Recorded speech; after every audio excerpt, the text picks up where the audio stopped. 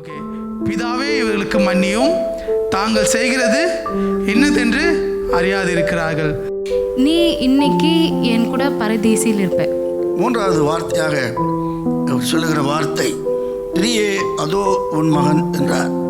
பின்பு அந்த சீசனை நோக்கி அதோ உன் தாய் என்றார். ஏலி ஏலி லாமா சபக்தானே, என் தேவனே என் தேவனே ஏன் என்னை கைவிட்டீர்.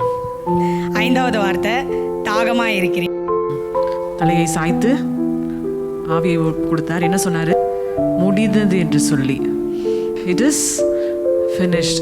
இயேசு பிதாவே, உம்முடைய கைகளில் என் ஆவியை ஒப்புவிக்கிறேன் என்று மகா சத்தமாய் கூப்பிட்டு சொன்னார். இப்படி சொல்லி ஜீவனை விட்டார்.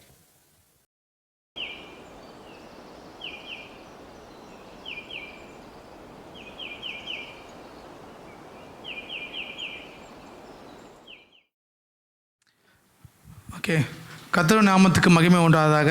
கர்த்தர் தாமே இங்கே என்னை சாட்சியாகவும் பேசும்படியாக நிறுத்த வைத்திருக்கிறார். அதற்காக நான் தேவனுக்கு நன்றி செலுத்துகிறேன். ஆக்சுவலாக நம்ம இந்த 7 வார்த்தையும் நம்ம ஒவ்வொரு வருஷமும் ஏதோ ஒரு சபையில் நம்ம என்ன பண்ணுவோம், கேட்டு தான் இருப்போம்ல. ஆனால் அந்த வார்த்தைகளை உண்மையாலுமே நம்முடைய வாழ்க்கையில் அதை நம்ம பயன்படுத்துகிறோமா, பிரயோஜனமாக இருக்கிறங்கிற காரியத்தை யோசித்து பாருங்கள். ஸோ இன்றைய நாட்களை கூட முதல் வார்த்தையை பேசும்படியாக தந்த கிருபைக்காக நான் நன்றி செலுத்துகிறேன். அதை பேசும்படியாக தந்த சபையாருக்காக நான் தேவனுக்கு நன்றி செலுத்துகிறேன். தலைகளை தாழ்த்தி ஜெபிக்கலாம். அன்பின் இயேசுவே, கர்த்தாவே, உம்முடைய திரு வார்த்தைக்காக நன்றி செலுத்துகிறோம் ராஜா. கர்த்தாவே, நீ சிலுவையில் பேசின அந்த வார்த்தைகளை கர்த்தாவே நாங்கள் தியானிக்கும் பொழுது நீர் எங்களோடு பேசும். உம்முடைய வார்த்தையை கொண்டு எங்களோடு பேசும் ராஜா. ஆசீர்வதிங்க, வழிநடத்துங்க. இயேசுவின் மூலம் ஜெப கேளும் ஜீவன் நல்ல பிதாவே, ஆமென். ஓகே, கர்த்தராகிய இயேசு கிறிஸ்து சிலுவையில் பேசிய முதல் வார்த்தை சொல்லுங்கள். எல்லாருக்கும் தெரிந்ததான், சொல்லுங்கள். ஓகே, பிதாவே இவர்களுக்கு மன்னியும், தாங்கள் செய்கிறது என்னதென்று அறியாதிருக்கிறார்கள். ஸோ பிதாவே இவர்களுக்கு மன்னியும், தாங்கள் செய்கிறது என்னதென்று அறியாது இருக்கிறாங்க. ஸோ இந்த வார்த்தையை நம்ம நிறைய நேரத்தில் நம்ம கேட்டிருப்போம்ல.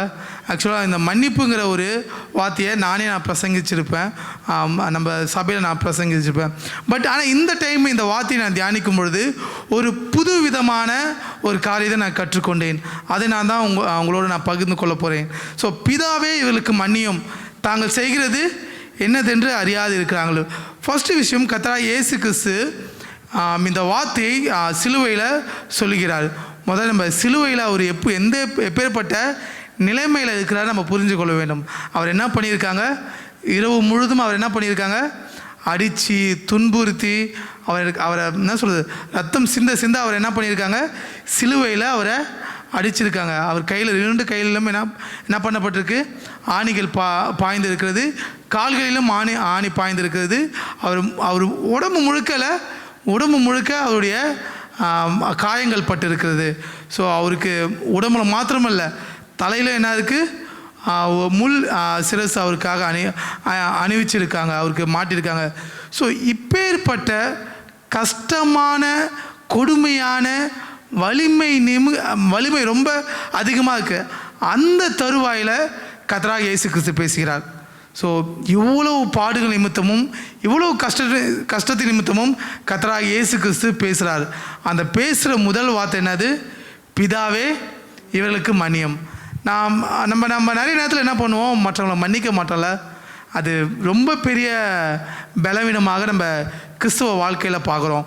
மற்றவர்களை மன்னிக்கிறது ரொம்பவும் கடினமான ஒரு காரியம். அது நண்பர்களாக இருக்கலாம், இல்லை பெற்றோர்களாக இருக்கலாம், இல்லை ஒருவேளை திருமணமானவர்கள் தங்களுடைய என்ன சொல்கிறது கணவனாக இருக்கலாம், மனைவியாக இருக்கலாம். இவர்கள் மத்தியில் நடக்கிற பிரச்சனை நிமித்தமாக அவர்களை மன்னிக்கிறது ரொம்ப கடினமாக இருக்கும். ஸோ அவங்ககிட்ட பேசும்பொழுது, இப்போ ரொம்ப கஷ்டமாக இருக்குதுப்பா, என்னால் என்ன பண்ண முடியல, மன்னிக்கவே முடியல. ஆனால் நம்ம எப்பேற்பட்ட நிலையில் இருக்கிறோம், நல்லா இருக்கிறோம். கையில் என்ன ஆகலை, ஆணி எதுவும் பாயலை, தலையில் என்ன ஆகலை, எந்த ஒரு முள் கிரீடமும் இல்லை, காலில் என்ன பண்ணல, எந்த ஒரு ஆணியும் பாயல. நம்ம என்ன பண்ணுறோம், நல்லா தான் இருக்கும், நம்ம என்ன பண்ண மாட்டோம், மன்னிக்க மாட்டேங்கிறோம். ஆனால் இயேசு சொன்ன வார்த்தை மன்னிப்பு. அவர் அவ்வளோ கஷ்டத்துலேயும் அவ்வளோ கடினமான நேரத்திலையும் கூட அவ்வளோ நல்லா என்ன சொல்கிறது, அவர் அவ்வளோ முடியல, தாங்க முடியல, அந்த நேரத்திலையும் அவர் என்ன பண்ணுறாரு, மன்னியுங்கள் என்று அவர் ஒரு காரியத்தை நமக்கு சொல்லிக் கொடுக்குறாரு. ஸோ நம்முடைய வாழ்க்கையில் மன்னிப்பு எப்படியாக இருக்கிறது?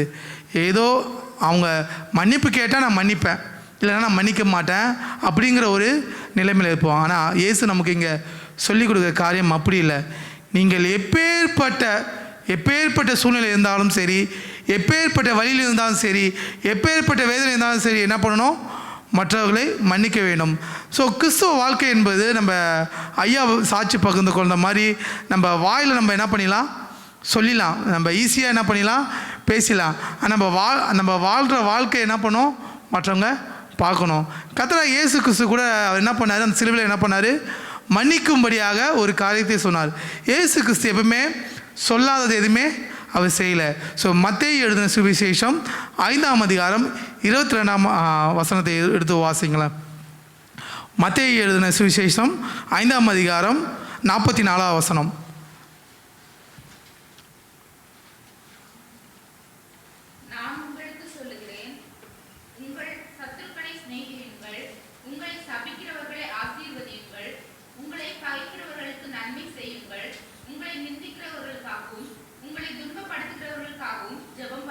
ஓகே, கர்த்தராகிய இயேசு கிறிஸ்து தாம் வாழ்ந்த காலத்தில் தன்னுடைய சீஷர்களுக்கும் மக்களுக்கும் போதித்த ஒரு காரியத்தை அவர் சிலுவையில் என்ன பண்ணுறாரு, அதை செய்து காட்டுகிறார்.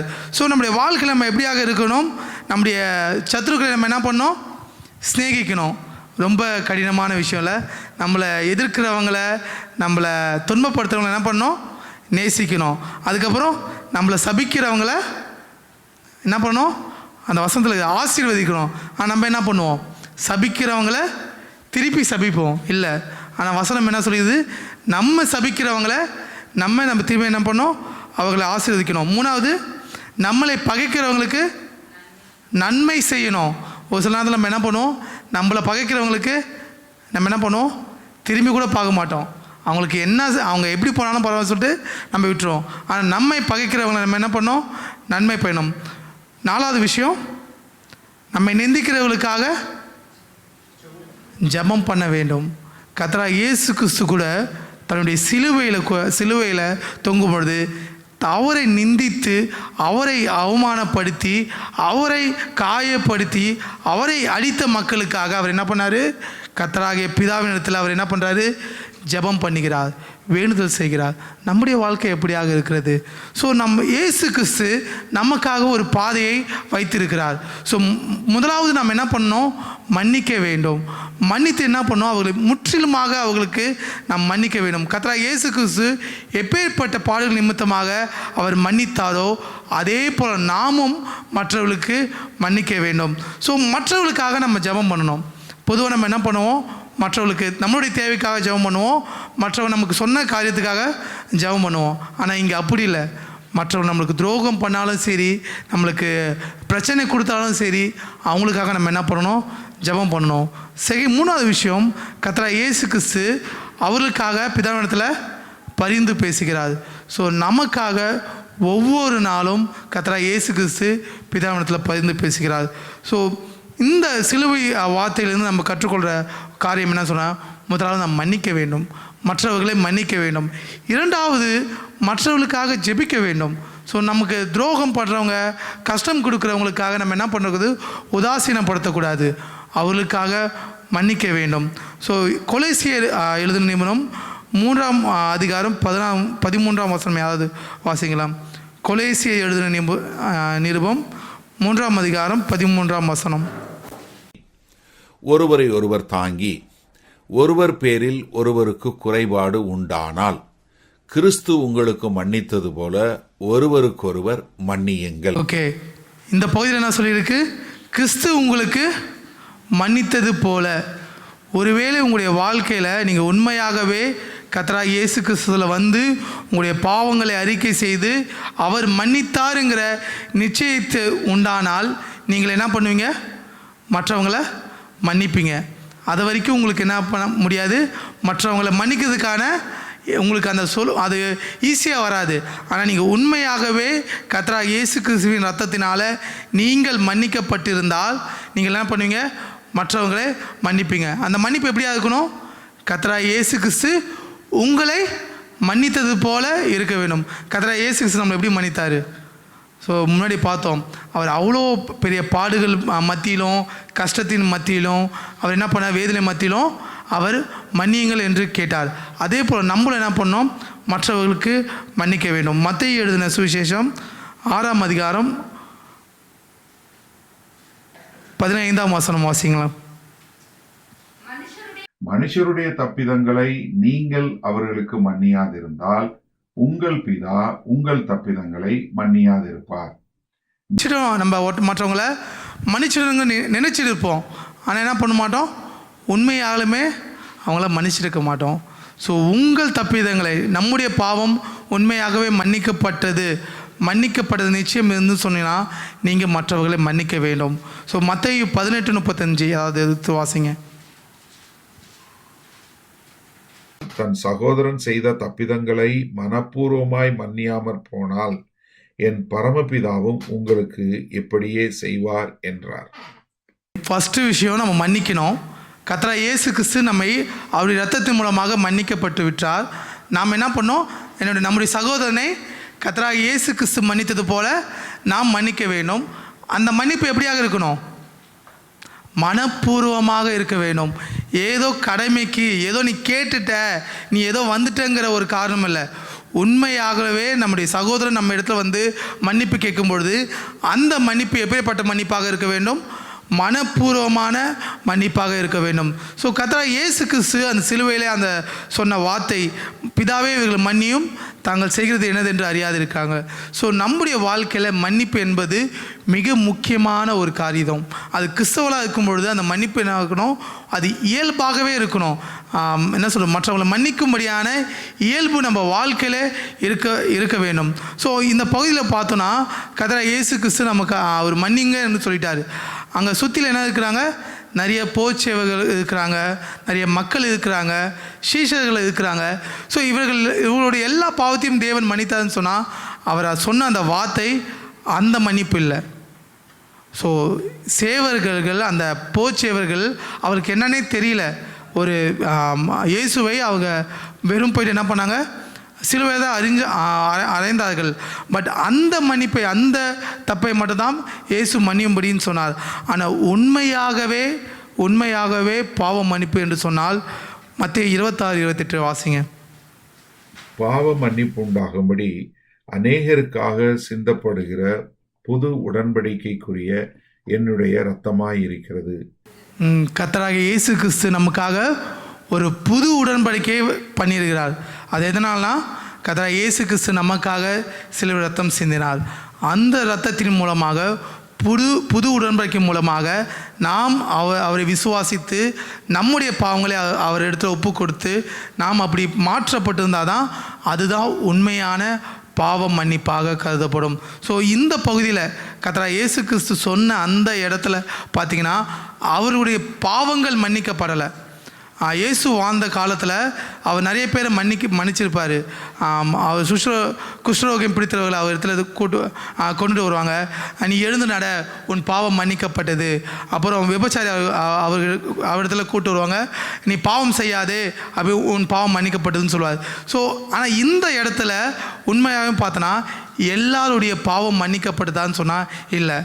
எல்லாருடைய பாவம் எங்கே மன்னிக்கப்பட்டதுன்னா கர்த்தராகிய இயேசு கிறிஸ்து சிலுவையில் சிந்தின ரத்தம் தான். அந்த 28ஆம் வசனத்தில் சொல்லுது, இது பாவம் மன்னிப்புக்கு என்று உண்டாக்கப்பட்ட புது உடன்படிக்கை. ஸோ நம்முடைய பாவம் மன்னிக்கப்பட வேண்டும் சொன்னால் கர்த்தராகிய இயேசு கிறிஸ்து மாத்திரமே மன்னிக்கப்படும். ஸோ நம்முடைய பாவங்கள் நமக்கு மன்னிக்கப்பட்டுச்சுன்னா நாம் மற்றவங்களை மன்னிப்போம். மற்றவங்களை எப்படியா மன்னிப்போனா கிறிஸ்து நம்மளுக்கு மன்னித்தது போல நாம் மற்றவர்களுக்கு மன்னிக்க வேண்டும். அந்த மன்னிப்பு எப்படியாக இருக்க வேண்டும் சொன்னால் மனப்பூர்வமாக இருக்க வேண்டும். ஒருவேளை இதில் ஏதாச்சும் ஒரு 6 மிஸ் ஆயிடுச்சுன்னா கூட எல்லாமே மிஸ் ஆகிடும். ஸோ ஃபஸ்ட்டு விஷயம், நம்ம உண்மையாலுமே பாவ மன்னிப்பு கட்டாயமாக கர்த்தராகிய இயேசு கிறிஸ்து இரத்தத்தின் மூலமாக நாம் மன்னிப்பு பெற்றிருக்க வேண்டும். அப்படி மன்னிப்பு பெற்றிருப்பவர்கள் நான் என்ன பண்ணுவோம், மற்றவர்களை கிறிஸ்து நமக்கு மன்னித்தது போல் மன்னிப்போம்.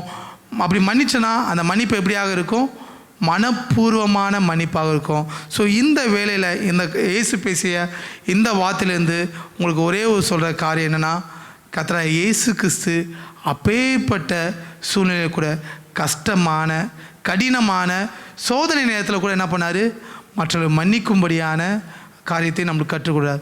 ஒருவேளை உங்களுடைய வாழ்க்கையில் கூட மன்னிப்புங்கிற ஒரு விஷயம் ரொம்ப கஷ்டமாக இருக்கலாம், கடினமாக இருக்கலாம். அதை என்ன பண்ணுங்கள், கடவுளோட ஒப்பு கொடுங்க. அவர் மற்றவர்களை மன்னிக்கும்படியான வல்லமையும் வலிமையை தருவார். கர்த்தர் தாமே இந்த வசனங்களை ஆசீர்வதிப்பாராக.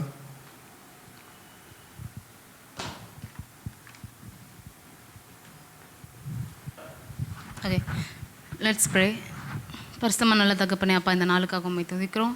அதனால இந்த கர்த்தாவே, இந்த புனித வெளியிலும் அப்பா எங்களுக்காக நீர் மரித்தீர், பாடுபட்டீர், எங்களை மீட்டு கொண்டீர். ஆண்டவரே உம்மை உயர்த்துகிறோம். ஆண்டவரே இந்த நாளிலும் நீர் பேசிய வார்த்தைகளை ஆண்டவரே நாங்கள் இங்கே ஷேர் பண்ண இருக்கிறோம். ஆண்டவரே அப்பா, எக்ஸாக்ட்லி நீங்கள் என்ன எமோஷன்ஸோட என்ன ஒரு காரியங்களோடு நீங்கள் சொல்லியிருப்பீங்க என்று தெரியாது. நாங்கள் நிற்கிறோம், எங்கள் கூட எங்கள் மூலியமாக நீங்கள் பேசுங்க. ஆண்டவரே நீர் எங்களுடன் இடைப்பட வேண்டுமா ஜெபிக்கிறேன். இயேசுவின் நாமத்தினாலே ஜெபிக்கிறேன், என் ஜீவனும் நல்ல பிதாவே. ஆமென்.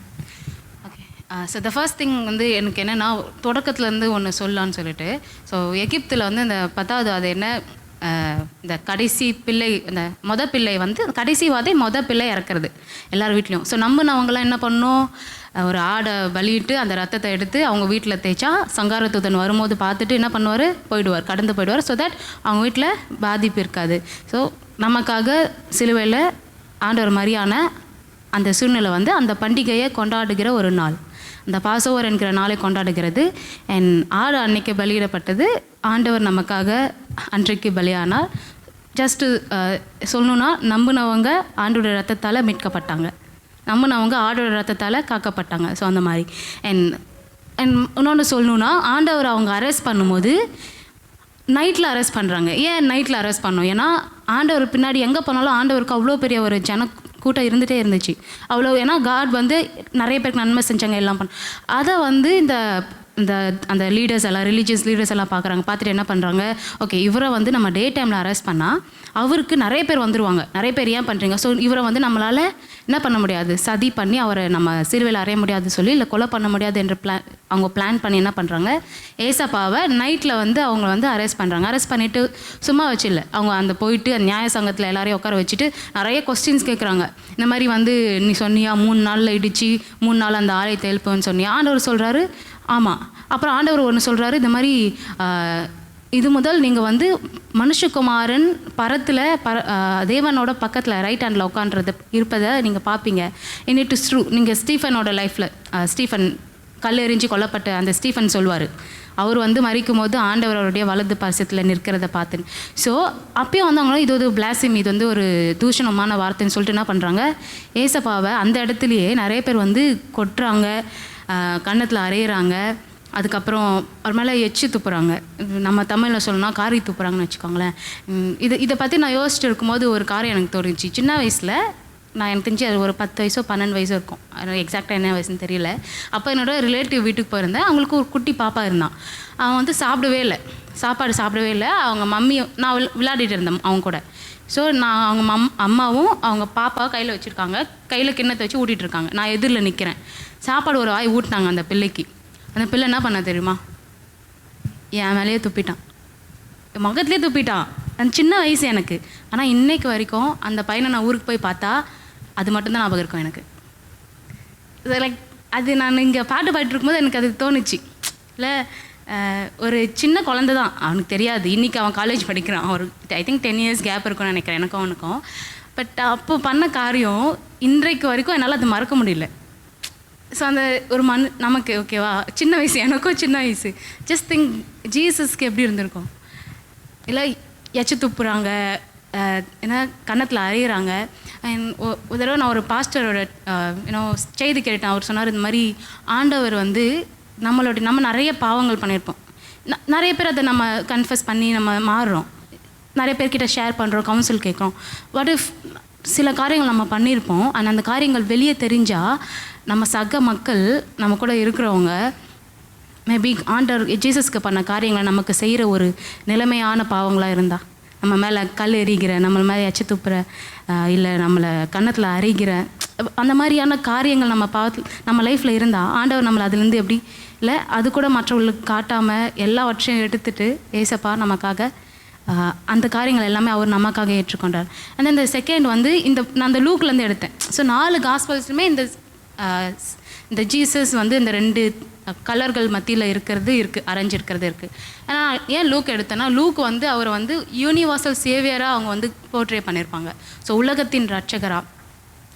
அண்ட் வந்து என்னென்னா பார்த்துட்டே இருக்கும்போது பிலாத்து எடுக்கணும். ஸோ பிலாத்து பற்றி என் டாபிக் இருக்குது, நான் சும்மா உங்களுக்கு பேக்ரவுண்ட் மட்டும் ஷேர் பண்ணிடுறேன். ஓகே, இப்போ பிலாத்து இருக்கார். என்ன பண்ணுறாங்க, ரிலீஜியஸ் லீடர்ஸ் எல்லாம் பிலாத்துக்கிட்ட போய் ஆண்டவரை ஒப்படைக்கிறாங்க. இப்போ பிலாத்து என்ன பண்ணியிருக்கணும், பீங் த குட் லீடர் வச்சுக்கலாம், அப்படி குட் லீடர். ஏன்னா ஏசப்பா வந்து இந்த ரத்தம் எனக்கு கிடையாதுன்னு சொல்லிட்டு கையெல்லாம் கழுவுனார். ஆனால் என்ன பண்ணார், why should he flog Jesus? அவர் ஏன் ஆண்டவரை வாரினால் அடிப்பிக்கணும்? அவங்க பண்ணியிருக்க தேவையில்லை. கரெக்டாக அவர் நீதிமான் தெரிஞ்சால், இன்ஃபேக்ட் அவங்களுடைய மனைவி வந்து சொல்லி அனுப்புகிறாங்க, அவர் வந்து நீதிமான், அவருக்கு எதுவும் பண்ணாதீங்க. பட் அவருக்கு பவர், அந்த பொசிஷன். ஸோ இது எல்லாமே என்ன பண்ணுது, நீதி செய்யறதுக்கு அவரை தடுக்குது. Because he wanted to please அந்த ரிலீஜியஸ் லீடர்ஸோ இல்லை சுற்றி இருக்கவங்கள ப்ளீஸ் பண்ணணும்னு சொல்லி ஏசப்பாவை வாரினால் அடிப்பிக்கிறாங்க. அண்ட் தென் இந்த அதர் திங் என்னென்னா, ஸோ அப்போ ஏசப்பாவை வந்து சிலுவையில் அறையிறதுக்கு கொண்டு போகும்போது எல்லா மக்களுமே சிலுவையில் அறையுங்க, இவர் இருக்கக்கூடாது. அதுக்கப்புறம் நிறைய பேர் இன்சல்ட் பண்ணுறாங்க, ஏன்னா நீ காடுன்னு சொன்னியே, உன்னை சேவ் பண்ணிக்கோ, எங்களையும் சேவ் பண்ணு அப்படின்னு சொல்லும்போது, அட் த சேம் டைம் அந்த 2 திருடர்களையுமே வெளியே கொண்டு வந்துடுறாங்க. ஓகேங்களா, அந்த 2 திருடர்களுமே பார்த்துட்டே இருக்காங்க, எல்லாம் அந்த திருடர்களும் பார்க்குறாங்க. அண்ட் அவங்கள சிலுவையில் அறையும் போது ஆண்டவர் சொல்கிறாரு, எல்லாமே சொல்கிறாரு. அந்த போகிற வழியிலே எருசலேம் குமாரத்திகளே, எனக்காக நீங்கள் அழாதீங்க, உங்களுக்காக உங்கள் பிள்ளைங்களுக்காக அழுங்க. அதுக்கப்புறம் அவர் சிலுவையில் அறையும் போது அவருடைய ஃபர்ஸ்ட் வேர்டு வந்து வடிவேல் அண்ணா சொன்னாங்க, இல்லை இவங்களுக்கு மன்னியும், ஏன்னா இவங்க செய்கிறது என்னென்னு அவங்களுக்கு தெரியல. ஸோ இதெல்லாமே அந்த 2 திருடர்களுமே அப்சர்வ் பண்ணுறாங்க. திருடர்களும் நான் நினைப்போம் திருடர்கள் அப்படின்ட்டு இல்லை. இந்த குட் சாமரிட்டன் ஸ்டோரியில் ஒரு திருடர்கள்னு இருக்குது தெரியுமா, அதாவது கொலை பண்ணி சாகிற நிலைமையில விட்டு போகிறாங்களே, அந்த அளவுக்கு ஒரு குற்றம். இன்ஃபேக்ட் வந்து அந்த மாதிரியான ஒரு க்ரூசிஃபிக்ஷன், அந்த தண்டனை கொடுக்கணும்னா எதிராக அவங்க ஒரு தேச துரோகியாக இருக்கணும், இல்லை அந்த அரசாங்கத்துக்கு எதிராக செயல்படுகிற, இல்லை ஒரு பெரிய ஒரு குற்றங்கள் செய்கிற ஒரு மனுஷனுக்கு தான் அந்த மாதிரி தண்டனை கொடுப்பாங்க. ஏன்னா அந்த தண்டனை ஆண்டவருக்கு கொடுத்துருக்காங்க. அண்ட் அது பக்கத்தில் இந்த 2 கல்லர்கள், விச் மீன்ஸ் அவங்க அவ்வளோ ஒரு கொடூரமான ஒரு பாவிகள். ஸோ இந்த 2 திருடர்களுமே ஆண்டவர் செய்கிறத வந்து அங்கேருந்து அப்சர்வ் பண்ணிகிட்டே இருக்காங்க. அண்ட் ஐ ஃபெல்ட் லைக் வந்து இல்லை, சிலுவையில் தான் த பவர் ஆஃப் சின்னும் த பவர் ஆஃப் ட்ரூத்தும் வெளிப்பட்டிருக்கு.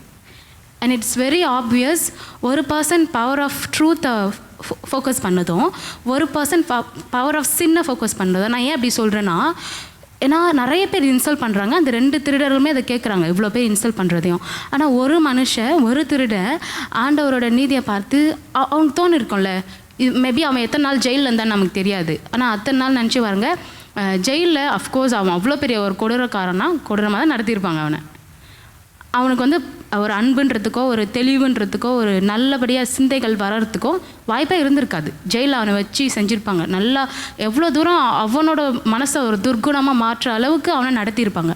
But how come he turn to Jesus? I'm just assuming, ஆண்டவர் நடந்து போகும்போது எருசலேம் குமாரத்தில் பார்த்து சொன்னது, சிலுவையில் அவர் மரித்தது. ஸோ ஐ திங்க் ஆண்டவரோட வித்தியாசத்தை பார்த்து, அவருடைய அந்த உண்மைத்தன்மையை பார்த்து ஹீ மைட் ஹவ் பீன் அவர் கன்ஃபஸ் பண்ணியிருக்கலாம். அந்த இன்னொரு திருடனை பார்த்து ரெபியூக் பண்ணுறான், நீ நானும் அந்த தண்டனைக்கு உரியவர்கள், நம்ம இங்கே இருக்கிறோம், ஆனால் இந்த மனுஷன் எந்த தப்புமே பண்ணல, ஆனால் சிலுவையில் இருக்கிறாங்க. ஸோ அதுதான் நான் யோசிக்கிறேன். ஸோ இந்த உலகம் ஏசப்பா நமக்காக ஒரு வித்தியாசமான வாழ்க்கையில் உலகத்தில் தான் இருந்தார், ஆனால் உலகத்தார் போல் இல்லை. இருந்து சிலுவையில் மறிக்கும் போது கூட at the end it's never too late for anybody to be saved by God. So அந்த நேரத்திலுமே ஏசப்பா அந்த மனுஷனை சேவ் பண்ண முடியும் அப்படின்னா, இன்றைக்கு உலகமோ how we are different from other people. So இன்றைக்கு நீங்கள் இருக்கிற உங்கள் ஊர்லேயோ இல்லை வீட்லேயோ இல்லை வேலை ஸ்தலங்களிலோ நீங்கள் எவ்வளோ வித்தியாசமாக இருக்கீங்க for people to know the truth.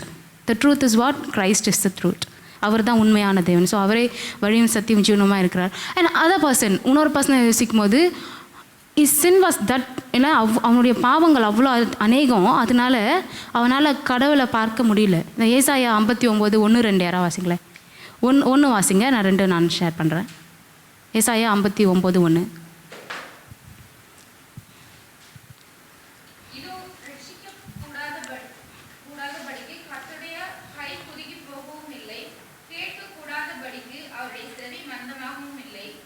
S,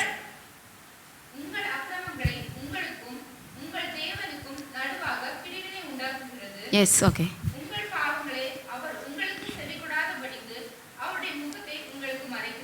S. So I was திங்கிங்கில் இந்த திருடனோட பாவங்கள் அவ்வளோ அநேகமாக இருந்தால் இல்லை அவனை படைத்த தேவன் பக்கத்தில் இருக்கும்போது கூட he was not able to recognize.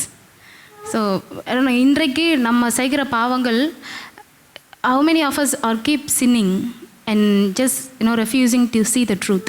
ஆண்டவரை பார்க்காம இன்னும் கடந்த காலங்களிலே பாவங்களே சிக்கி கொண்டு இருக்கிறோம். அதை நீங்கள் நல்லா யோசித்து பார்க்கணும். ஏன்னா ஒரு வேலை செஞ்சால் சொல்லுவாங்களே, ஒரே இடத்துல ஒரே வேலை திரும்பி திரும்பி செஞ்சுட்டு, ஃபார் எக்ஸாம்பிள் வீட்டில் அம்மா அப்பாங்கெல்லாம் இருக்காங்க, அம்மாங்கள்லாம் பாத்திரம்லாம் கழுவாங்க, அவங்க கை போய் பார்த்தீங்கன்னா மறுத்து போயிருக்கும். அவங்களுக்கு சூடெல்லாம் ஈஸியாக எடுக்க முடியும். வை? பிகாஸ் அவங்க அதை ப்ராக்டிஸ் பண்ணியிருக்காங்க. ஸோ அது அவங்களுக்கு அது ஒரு நல்ல ஒரு பழக்கமாக இருக்குது. அப்போ அந்த அந்த மனுஷனுக்கு அவன் அவ்வளோ ஆழமாக அந்த சின்னில் இருந்தான் அப்படின்னா, தட் பிளைண்டட் ஹிம்ல, அது எப்படி நடந்திருக்கும்ல. But it's the faith. ஆண்டவர் சொல்கிறார், ஜீசஸ் சொல்கிறாங்க, அந்த இன்னொரு திருந்தின மனுஷனை பார்த்து, நீ இன்னைக்கு என் கூட பரதீசியில் இருப்ப, meaning will be with me. நீ வந்திருந்தேன், நீ வந்துட்டப்பா, உனக்கு நீ இயேசு கூட இருப்ப. அண்ட் அவன் சொல்கிறான், ஆண்டவரே நீங்கள் திரும்பி உங்கள் ராஜ்யத்தில் வரும்போது நீங்கள் என்ன நினச்சிக்கோங்க. So it means like he completely believed ஜீசஸோட மாறுத்தன்மையை பார்த்தா, ஏசு யாருன்னு பார்த்தா, அண்ட் அவரை ரட்சிக்கப்பட்டான். அண்ட் ஆண்டவர் அவனுக்கு சால்வேஷன் அங்கே கொடுக்குறாருன்னா, டிக்கெட் டு ஹெவன் அதை ஷேர் பண்ணுறாருன்னா, இவ்வளோ நேரம் மனுஷனாக அந்த கஷ்டங்களை கோத்ரூ பண்ண கடவுள் அந்த நேரத்தில் you'll be with me in heaven எப்படி சொல்ல முடியும்? நம்ம சொல்ல மனுஷனாக அவர் அந்த கஷ்டங்களை கோத்ரூ பண்ணார். ஸோ அவர் காடாக இருந்தால் அதை ஈஸியாக அவர் பேர் பண்ணியிருக்கலாம்ல. மனுஷனாக இருக்கிறனால தான் அவரால் முடியல. But he was both God and man in the சிலுவை, அந்த சிலுவையில் அறையும் போது, தட் இஸ் வை அவர் அந்த பாடுகளை ஏற்றுக்கொண்டார். And when it comes to salvation, Acts 4:12 சொன்னதும் போல் வானத்தில் கீழே வேறு எந்த நாமமும் இல்லை ஆண்டவருக்கு ரட்சிப்பை கொடுக்கறதுக்கு. And that's why was Jesus சொல்கிறாங்க, நீ இன்னைக்கு என் கூட பரதீசில் இருப்பேன். ஸோ இன்றைக்கு நம்ம செய்ய வேண்டியதெல்லாம் ஆண்டவரை நாமத்தை கொண்டு அவருக்கு மற்றவங்களுக்கு நம்ம அவரை பற்றி மற்றவங்களுக்கு ஷேர் பண்ணுறதா. And then just lost words ஒரு வசனம் இருக்குது. 1 பேதுரு 5:8 வாசிங்க யாராச்சும். தெளிந்த புத்தியுள்ளவர்களாயிருங்கள், விழித்திருங்கள். ஏனெனில் உங்கள் எதிராளியாகிய பிசாசானவன் கெர்ச்சிக்கிற சிங்கம் போல் எவனை விழுங்கலாமோ என்று வகை தேடி சுற்றி திரிகிறான். Yes. So I just want to share ஒரு 3 காரியம். பிலாத்துவோ போல் உங்களுடைய பவரோ உங்கள் பொசிஷனோ உண்மையை பார்க்காதபடிக்கு நீங்கள் காத்துக்கொள்ளுங்கள். எதுவாக இருந்தாலும் உண்மை ஆண்டவர்கிட்ட தேடிப்போம். இந்த செகண்ட், உங்களுடைய பாவங்கள் பெருகி ஆண்டவருக்கும் உங்களுக்கும் முன்பதாக நடுசுவராதபடிக்கு அதை உங்கள் எதிராளி வெயிட் பண்ணுறான். யார் மாட்டுவாங்க, யாரை எப்போ நம்ம சீன்லேயே வச்சுட்ருக்கலாம். பட் வேண்டாம், நம்மளுடைய இருதயத்தை ஆண்டவருக்கு ஒப்பு கொடுத்து அவர்கிட்ட திரும்புவோம். அண்ட் தென் 3வது, always focus for the truth. ஏன்னா நீங்கள் எவ்வளோ பேடாக போயிருந்தாலும் பரவாயில்ல, எவ்வளோ சுரணை இல்லாமல் அதில் செஞ்சுட்டு இருந்தாலும் பரவாயில்ல, but let just come back and just see Christ is there who can help you, who can come out of it, help you come out of it, and then he can give you the good life. So let's just pray and then finish it. பரம தகப்பனே, அப்பா, இந்த நாளுக்காக உம்மை துதிக்கிறோம். இசப்பா, இந்த நாளிலும் கூட தகப்பனே எங்களோட நீங்கள் பேசினதற்காக உம்மை துதிக்கிறோம். அப்பா ஆண்டவரே, எங்களுக்காக சிலுவையில் நீர் அவ்வளோ காரியங்களை கோத்ரூ பண்ணியிருக்கீங்க. ஆண்டவரே, இன்றைக்கு நாங்கள் எங்களை உங்களுடைய கரத்தில் ஒப்பு கொடுக்குறோம். பதவியோ கர்த்தாவே, உயர்வோ இல்லை பணமோ ஆண்டவரே, இல்லை பாவங்களோ ஆண்டவரே, இல்லை எங்களுடைய ஆசைகள் வெறுப்புகளோ அப்பா, எதுவுமே நாங்கள் உண்மையான உண்மை தேடாதபடிக்கு, தடை செய்யாதபடிக்கு ஆண்டவரே, எங்களை உங்களுக்கு கரத்தில் வைத்து எங்களை வழிநடத்துங்க ஆண்டவரே. அப்போ உங்களுடைய சமூகத்தை விட்டு எங்களை துரத்தாதபடிக்கு உங்கள் சங்கத்தில் வைத்து எங்களை காத்து வழிநடத்துங்க. அப்புறம் தேவன் எங்கள் கூட இருங்கப்பா. நீர்மமே படிவராக இயேசுவின் நாமத்தினாலே ஜெபிக்கிறேன், என் ஜீவனில் நல்ல பிதாவே, ஆமென். கர்த்தருடைய பரிசுத்த நாமத்துக்கு ஸ்தோத்திரம் உண்டாவதாக. ஆண்டவராகிய தேவன் இயேசு கிறிஸ்து கல்வாரி சிலுவையிலே தொங்குகின்ற போது பல காரியங்களை அவர் பேசியிருக்கிறார். 7 வார்த்தைகள். முதல் 2 வார்த்தைகளும் நம்முடைய பாவ மன்னிப்புக்கு, நம்முடைய ரட்சிப்புக்கு ஏதுவான இந்த வார்த்தைகள். கீழ்ப்படிதல், மற்றவர்களை மன்னிப்பது. இங்கே 3வது வார்த்தையாக அவர் சொல்லுகிற வார்த்தை யோவான் எழுதின சுவிசேஷம் 19ஆம் அதிகாரம் 26 மற்றும் 27. அப்பொழுது இயேசு தம்முடைய தாயையும் அருகே நின்ற தமக்கு அன்பாயிருந்த சீஷனையும் கண்டு தம்முடைய தாயை நோக்கி, ஸ்திரீயே, அதோ உன் மகன் என்றார். பின்பு அந்த சீஷனை நோக்கி, அதோ உன் தாய் என்றார். அந்நேரம் முதல் அந்த சீஷன் அவளை தன்னிடமாய் ஏற்றுக்கொண்டார். இங்கே தேவனாகிய கர்த்தர் சமுதாயத்தினுடைய நிலைப்பாடுகள், உலகத்திலே மனிதனாகவும் கடவுளாகவும் வந்த ஒரே தேவன் நம்முடைய ஆண்டவராகிய இயேசு கிறிஸ்து மட்டுமே. மற்றவங்களை பற்றி நிறைய பேச விரும்பலை. நிறைய பேர் சொல்கிறாங்க, குரு, ஒரு பெரிய மகான் அப்படின்னு சொல்லி அவங்களெல்லாம் வணங்குறாங்க, அவங்கள கும்பிடுறாங்க, அவங்கள தெய்வம்னு சொல்லி. ஆனால் அது தெய்வம் இல்லை. அவர்களுக்கும் மரணம் உண்டு, அவர்களுக்கும் ரட்சிப்பு வேண்டும். ஆனால் அந்த ரட்சிப்பை அவர்கள் பெற்றுக்கொண்டார்களா இல்லையா, அது அவர்களுக்கு தான் தெரியும், அவர்களை சார்ந்தவர்களுக்கும் தெரியும். இங்கே தேவன் நமக்கு சொன்ன வார்த்தை, விசுவாசம் மாத்திரமல்ல, கிரியைகள் இல்லாத விசுவாசம் செத்ததாக இருக்கும் என்று சொல்லுகிறார். அதுபோல் உலகத்திலே நாம் இருக்கின்ற போது ஆண்டவராகிய தேவனை விசுவாசிப்பது மாத்திரமல்ல, அவருடைய வார்த்தையின்படி நடக்கணும். இல்லைன்னு சொன்னால் உங்கள் விசுவாசம் நல்ல விசுவாசம் கிடையாது, ரட்சிப்புக்கு ஏதுவான விசுவாசம் இல்லை. இதுதான் நான் சாட்சியாக சொல்லும்போது என்னுடைய உடன் சகோதரன் ஒரு இடத்துல பேசினேன் நேற்று தினம். இங்கே ஆண்டவராகிய இயேசு கிறிஸ்து இப்போ இந்த சமயத்தில் தன்னை ஒரு மனிதனாக, கற்பனை இல்லை, இது கற்பனை இல்லை, இது உண்மை, தன்னை அவர் உருவகித்து கொண்டு அவர் செய்ய வேண்டிய கடமையை செய்கிறார். மனிதனாக ஒரு தாய்க்கு பிள்ளையாக பிறந்தவர் தன்னுடைய கடமையை செய்கிறார். இங்கே பல காரியங்களை பற்றி நாம் பேசலாம். இயேசு கிறிஸ்து தான் பிறந்த அந்த தன்னை பெற்றெடுத்த அந்த தாயை அனாதையாக விட்டு செல்ல அவர் விரும்பவில்லை. பொதுவாக அவரை விசுவாசிக்கிற மக்களை திக்கற்றவர்களாக விடமாட்டார். யாக்கோபு 1:27 நாம் அதை காண்கலாம். இங்கே ஆண்டவராகிய இயேசு கிறிஸ்து தன்னை அனுப்பின தன்னுடைய பிதாவுக்கு சித்தமான காரியத்தை செய்திருக்கிறார்.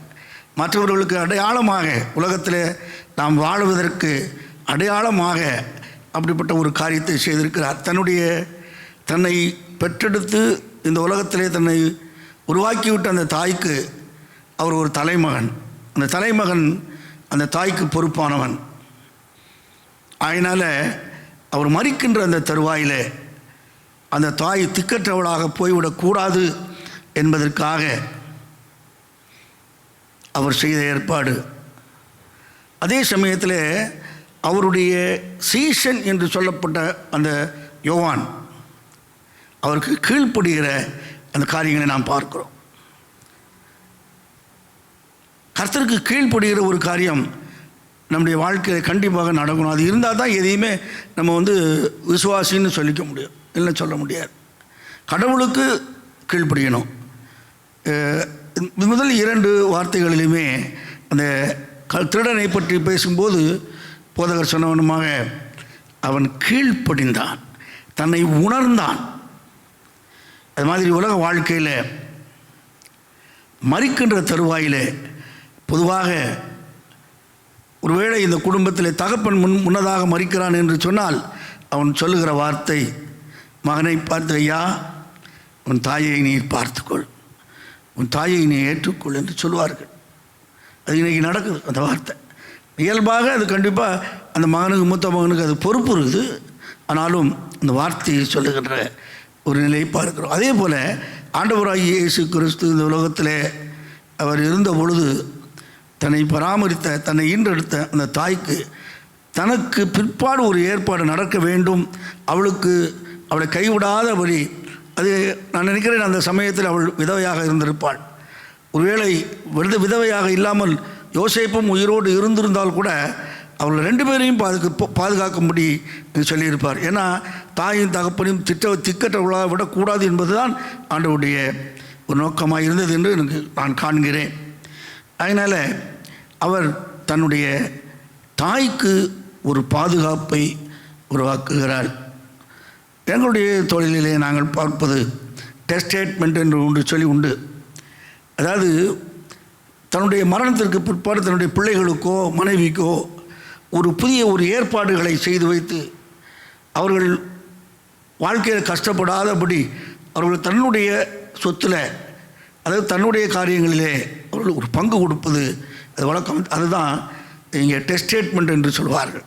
இங்கே வேத ஆராய்ச்சி நூலே நான் ஒரு நூலை படிக்கின்ற போது கிரேக் எஸ் நீட் என்று சொல்ல ஒரு மனிதன் அந்த இடத்துல அது வழக்கமாக கொடுக்கிறார். Jesus makes an oral testament in front of witnesses which make it binding and formally places his mother under the care and custody of his disciple. ஒரு பாதுகாப்பு, தன்னுடைய தாயாருக்கு ஒரு பாதுகாப்பை அந்த யோவான் மூலமாக அவர் உருவாக்கி கொடுக்கிறார். இன்றைக்கும் கூட சட்டப்படி பார்த்தோன்னா ஒரு உயில் எழுதி வைத்தால் 2 விட்னஸ் வேணும். அந்த 2 விட்னஸ் இல்லைன்னு சொன்னால் அந்த உயில் செல்லாது. அதே மாதிரி இங்கே சாட்சிகள் முன்னால் அவர் அந்த ஒரு காரியத்தை செய்ததாக நாம் காண்கிறோம். அந்த மனிதன் கூட, அந்த யோவான் என்ற சுவிசேஷன் கூட அவன் இந்த தாயை ஏற்றுக்கொண்டான். இங்கே சமதர்மம் என்பது கூட அங்கே வெளிப்படையாக தெரிய வருகிறது. மரியாள் ஒரு தச்சு தொழிலாளியினுடைய மனைவி, யோவான் ஒரு மீன் பிடிக்கிற தொழில் செய்கிறவன். அங்கே அவர்கள் 2 பேரும் சமுதாயத்தில் மாறுபட்ட ஒரு இனத்தை சார்ந்தவர்கள். ஆனால் தேவனுக்கு முன்பாக எப்படிப்பட்ட இனம் இருந்தாலும் அங்கே ஒரே தகப்பனுடைய பிள்ளைகளாக நாம் மாறுகிறோம். அப்போ அங்கே ஏற்றத்தாழ்வு இல்லை. இவன் என்ன ஜாதி, அவன் என்ன ஜாதி அப்படின்ற ஏற்றத்தாழ்வு இல்லை. அது இங்கே நாம் வெளிப்படையாக காண முடிகிறது. யோவான் ஆண்டவராகிய இயேசு கிறிஸ்து மரியாளை பார்த்து, இதோ உன் தாய் என்று சொன்ன உடனே அவளை தன் தாயாக ஏற்றுக்கொண்டு அவள் தன்னுடைய சேர்த்து கொண்டாள். அந்த தாயாரும் அவனுடைய நிலையை பார்க்காமல் தன் மகன் என்று சொல்லி தன் மகனாக அவளை ஏற்றுக்கொள்கிறார். இப்படிப்பட்ட இந்த ஒரு காரியத்தை ஆண்டவர் செய்து கொடுத்திருக்கிறார். 1 சாமுவேல் 22:3 வசனம். அங்கேயும் கூட தாவீது இப்படிப்பட்டதான ஒரு காரியத்தை செய்கிறான். இங்கே 13ஆம் அதிகாரத்தில் நம்ம பார்க்கும்போது அங்கே தாவீதுக்கும் சவுலுக்கும் இடையே அங்கே பெரிய போராட்டம் நடந்து கொண்டிருக்கிறது. அவன் கையில் மறிக்கக்கூடிய ஒரு சூழ்நிலை. ஆகினால் அவன் ஒரு அடைக்கலம் தேடி போக வேண்டியிருக்கிறது. அப்படி போகும்போது தன் தாயையும் தன் தகப்பனையும் அவன் பாதுகாப்பாக வைத்து விட்டு போகிறான். அது ஒரு மகனுக்கு உரிமையான கடமை. அப்படிப்பட்டதான கடமையை அவன் செய்து விட்டு போகிறான். அதே தான் இங்கே ஆண்டவராகிய இயேசு கிறிஸ்து தன்னுடைய தாயாருக்கு தனக்கு பிற்பாடு ஒரு பாதுகாப்பு, அது என்ன சொல்லுன்னா அவங்கள பராமரிப்பு செய்ய வேண்டும். அப்படிப்பட்டதான பராமரிப்பையும் அங்கே உருவாக்கி கொடுத்துட்டு போகிறார். அவர் எதிலையும் குறை வைக்காத ஒரு மனிதன், அவர் எதிலையும் குறை வைக்காத ஒரு தெய்வம். தெய்வமாகவும் மனிதனாகவும் வந்த ஒரே கடவுள் நம்முடைய ஆண்டவராகிய இயேசு கிறிஸ்து. அவர் எப்போதும் நமக்குள்ளே இருக்கிறார். அவர் சொல்லி வைத்த இந்த உதாரணங்கள், இந்த காரியங்களை நம்முடைய வாழ்க்கையில் நடைமுறைப்படுத்த வேண்டும் என்பதுதான் இங்கே நமக்கு கொடுக்கப்பட்ட ஒரு ஒரு அது என்ன சொல்லுதுன்னா, அது நடைமுறை, உனக்கு சொல்லப்பட்ட ஒரு வார்த்தை, உனக்கு சொல்லப்பட்டிருக்கிற ஒரு அட்வைஸ் என்று கூட சொல்லலாம். அந்த மாதிரி நாம் அந்த அட்வைஸுக்கு கீழ்ப்படிந்து நடக்கணும். அப்படி நடக்கும்போது தான் நம்முடைய ஆண்டவராகிய தேவனுக்கு நாம் பிள்ளைகளாக இருக்க முடியும். கர்த்தர் தாமே இதை ஆசீர்வதிப்பாராக.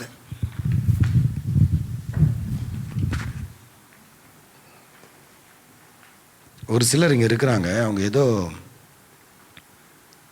அடையாளத்தோடு வந்திருக்கிறாங்க. Can you please come, each of you, அந்த 4 of you, if I may ask you to come. Okay, நீங்களே சொல்கிறீங்களா? நீங்கள் என்ன பேட்ச்? தகாத வார்த்தை. தகாத வார்த்தை என்கிற பாவம். அது தகாத வார்த்தைகள் சில நேரம் வார்த்தையினால கொலை செய்வோம்ல. கத்தியில் குத்துனா உடனே செத்துருவான், வாயில் சொன்னால் வாழ்கிற வரைக்கும் சாவான். கொலை பாதகம். ஓகே, நீங்கள் வெயிட் பண்ணுங்க. விபச்சாரம். விபச்சாரம் என்கிற பாவம். நான் என்ன சொன்னேன், நீங்கள் சொல்லி. விக்கிரக ஆராதனை. விக்கிரக ஆராதனை என்கிற அந்த விக்கிரக ஆராதனை ஆகிய பொருள் ஆசைன்னு கொலோசியர் சொல்கிறார்.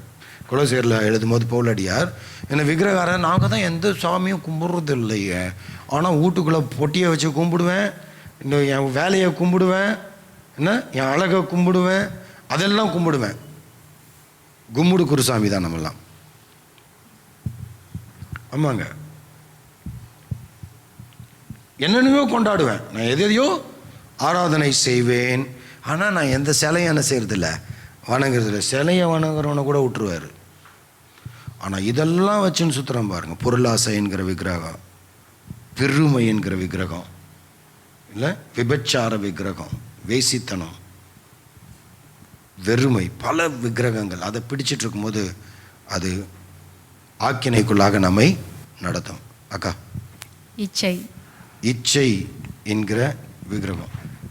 நீங்கள் உங்கள்கிட்ட என்ன இருக்குது? ஒன்றுமே இல்லை. ஒன்றுமே இல்லை. Now God has to do this. இவங்க எல்லாரும் இங்கே கொடுத்துருக்காங்களே, இவங்க மேலே பேட்ச் இருக்குது, பாவங்கள். இப்போ நம்ம எல்லாருக்கிட்டையும் இங்கே பேலன்ஸ் பேட்ச் வேறு இருக்குது, வேணும்னா ஒட்டிக்கணும்னா ஒட்டிக்கோங்க அவங்க. ஓகே, நிறைய இருக்குது.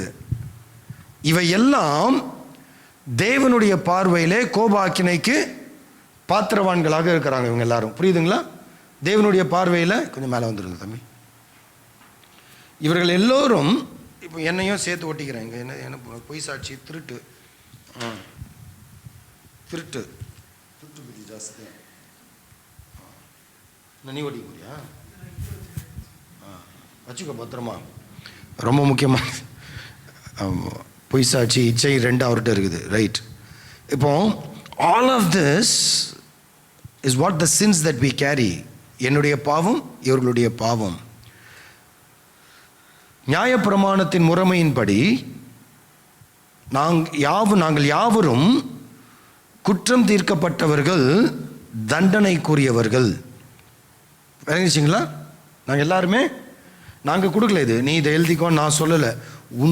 உனக்கு எது பாவமாக தோணுதோ அதை எழுதிக்கோன்னு சொன்னால் அவங்க எழுதியிருக்கிறாங்க. இப்போ நான் மட்டும்தான் மற்றவங்க எழுதி கொடுத்ததை ஒட்டியிருக்கிறேன். ஓகே, பட் இது உண்மைதான். கள்ளத்தனம் எனக்கு நிறைய உண்டு. இப்போ இதெல்லாம் என்னுடைய பாவம், எங்களுடைய பாவம். இப்போ நாங்கள் தண்டிக்கப்பட வேண்டும். ஆண்டவர் என்ன செய்தார்னா, பிதாவாகிய தேவன் இவரை பார்க்குறார், இயேசுவை. இவர்கிட்ட என்ன இல்லை? உன்னுடைய பிரதான பாவம் என்னப்பா? ஒன்றும் இல்லை. ஒன்றும் இல்லையா? சின்ன பாவம்? ஓ, பெரிய பாவமும் இல்லை, சின்ன பாவமும் இல்லையா? பரவாயில்ல, இந்தா இதை நீ வச்சுக்கோ. வேற என்ன இருக்கு? தகாத வார்த்தை வச்சுக்கோ.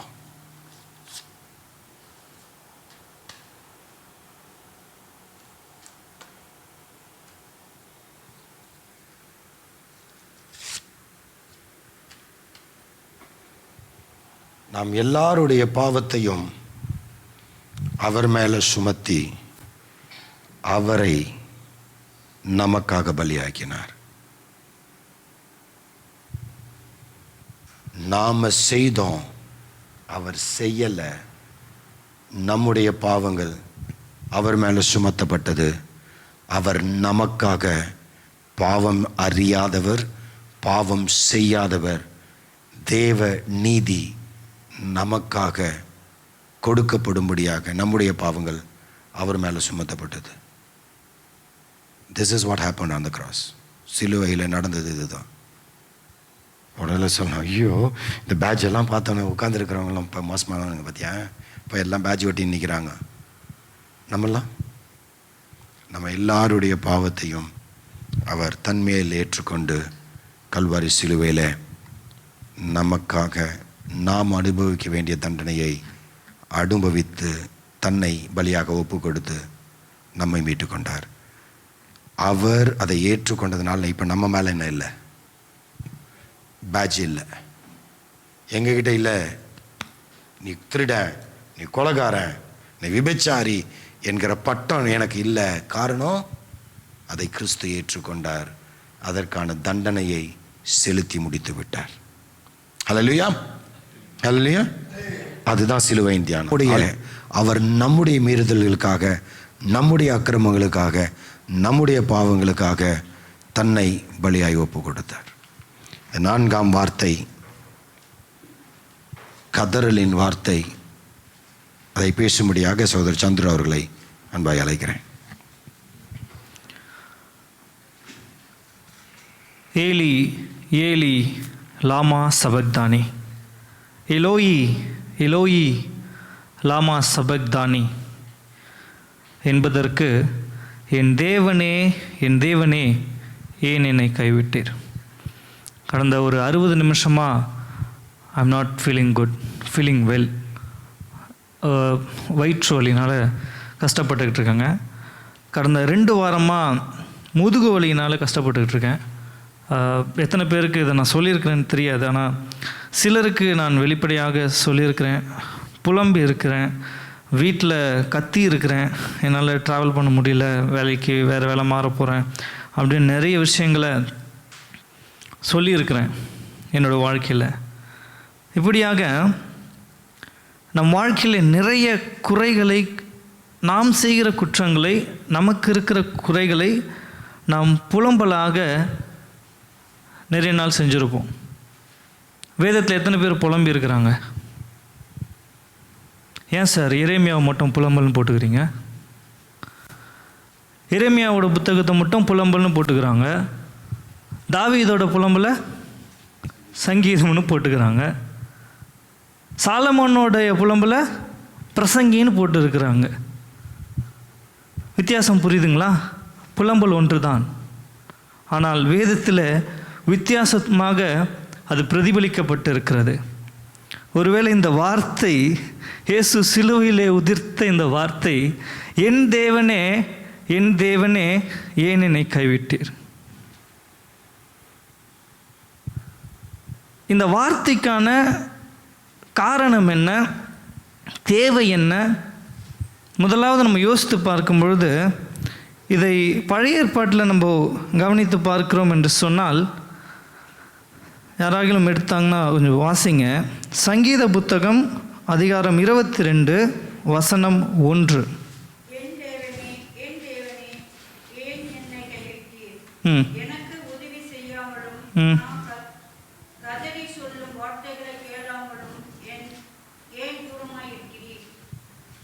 எஸ், இது யாரோட சங்கீதம்னு அந்த பிராக்கெட்டில் போட்டிருக்கேன், அது கொஞ்சம் படிங்கம்மா.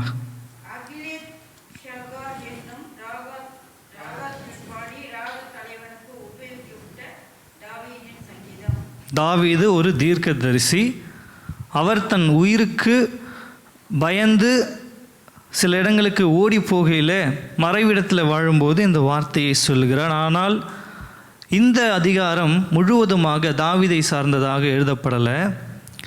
நமக்கு ஒரு மேசியாவாக வரப்போகிற இயேசு கிறிஸ்துவை அடிப்படையாக கொண்ட இந்த அதிகாரத்தில் இந்த 22ஆம் அதிகாரம் முழுவதுமாக இயேசு கிறிஸ்துவனுடைய சிலுவையின் பாடுகளை அவர் முன்னறிந்தவராக எழுதியிருக்கிறார். மத்தேயு 27:35 வாசிங்க. அவரை சிலுவையில் அறைந்த பின்பு ம் அவர்கள் சீட்டு போட்டு அவருடைய ம் வஸ்திரங்களை பங்கிட்டுக் கொண்டார்கள்.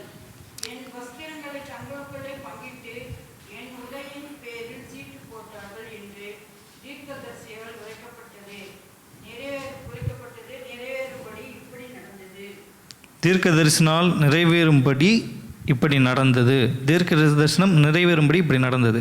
இது எந்த வசனத்தின் அடிப்படையில் நடந்தது? சங்கீதம் 22:18. சரிங்களா, அதை வாசிக்க வேண்டாம், அதே தான் அங்கே இருக்குது.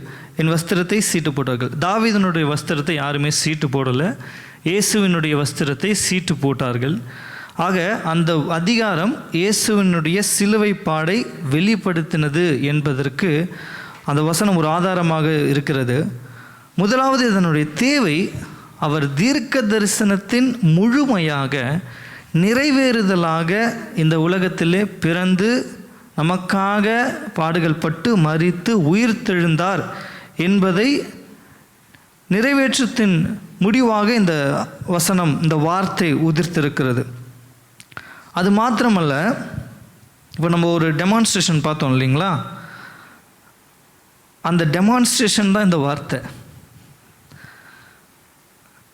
இந்த உலகத்தின் பாவத்தை, இவ்வளோ குறிப்பாக சொல்லணும்னா, என்னுடைய பாவத்தை அவர் மீது ஏற்றுக்கொண்ட நிலையை வெளிப்படுத்துகிற வார்த்தை. The transaction of sin, the transaction of my sin with his righteousness. அவருடைய நீதியை பெற்றுக்கொண்ட நான் என்னுடைய பாவத்தை அவர் மேல் கொடுக்குறேன், ஏற்றுக்கொள்ளுகிறார். இது எப்படி சொல்கிறது?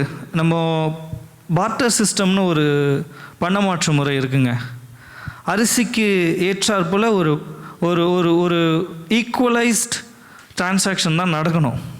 இதுதான் உலக நியதி. ஆனால் என் பாவத்தை ஏற்றுக்கொண்ட அவர் அவருடைய நீதியை கொடுத்திருக்கிறார். அதற்கும் ஒரு வசனம் வேதத்தில் நமக்கு வெளிப்படையாக இருக்கிறது. 1 பேதுரு 2ஆம் அதிகாரம் 24வது வசனம். இந்த டிரான்சாக்ஷன் எவ்வளவு வித்தியாசமானது, யாராலையுமே செய்ய முடியாதது. யாராலும் தங்கத்தை வாங்கிட்டு கல் கொடுத்தா நீங்கள் வாங்கிப்பீங்களா? உங்கள்கிட்ட தங்கத்தை வாங்கிட்டு உங்களுக்கு கல் கொடுக்குறாங்க, வாங்கிப்பீங்களா? அவர் வாங்கினார் சார். என் பாவத்துக்காக அவர் நீதியை கொடுத்தார் சார்.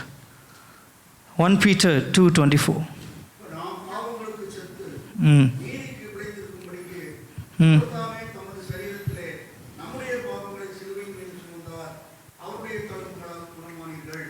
அவருடைய தழும்புகளால் குணமானீர்கள். அவர் தாமே தமது சரீரத்திலே நம்முடைய பாவங்களை சிலுவையின் மேல் சுமந்தார். இது புலம்பல் கிடையாது, இது அழுகை கிடையாது, இது கதறல் கிடையாது. இது ஒரு வெளிப்பாடு. நான் செய்திருக்கிறேன் என் மகனுக்காக, என் மகளுக்காக. அவனுடைய பாவத்தை நான் பெற்றுக்கொண்டிருக்கிறேன். அவன் கைவிடப்பட வேண்டிய சூழலை நான் ஏற்றுக்கொண்டிருக்கிறேன். அந்த நிலையிலிருந்து, ஏன்னா தேவனிடத்தில் பாவத்தோடு சேர முடியாது. ஆதாமை படைக்கும் பொழுது பாவம் ஆதாம் கூட இல்லை. ஏவாள் ஆதாம்லேருந்து வந்தாங்க, அவங்க வீட்லேயும் பாவம் இல்லை. They were in the institution of marriage. God did that. அவங்க வீட்டில் பாவம் இல்லை. சத்ருவானவனுடைய ஏவுதலினாலே இடரப்பட்ட பொழுது அவர்கள் தேவனை விட்டு பிரிந்து போனார்கள். It's only because of the fall, the sin of mankind. அப்பேற்பட்ட அந்த இடைவெளியை சரி செய்வதற்கு ஒரு பாவ பரிபூரண நிவாரண பலியாக அவர் தம்மை கொடுத்திருந்தார். இதுவும் சொல்லப்பட்டிருக்கு சார், முன்கூட்டியே சொல்லப்பட்டிருக்கு. அவருடைய பிறப்புக்கு 700 வருடங்களுக்கு முன்பாக ஏசாயா தீர்க்கதரிசினால் உரைக்கப்பட்ட புத்தகத்தை திருப்பிக் கொள்ளுங்க. ஏசாயா 53 அதிகாரத்திலிருந்து 5 முடிய பொறுமையாக வாசிக்கலாம். ஏசாயா 53:3-5. அவர் அசட்டை பண்ணப்பட்டவரும் மனுஷரால் புறக்கணிக்கப்பட்டவரும் துக்கம் நிறைந்தவரும் பாடு அனுபவித்தவருமாய் இருந்தார். நம்முடைய முகங்களை மறைத்து கொண்டோம். அவர் அசட்டை பண்ணப்பட்டிருந்தார், அவரை எண்ணாமற் போனோம். மெய்யாகவே அவர் நம்முடைய பாடுகளை ஏற்றுக்கொண்டு நம்முடைய துக்கங்களை சுமந்தார்.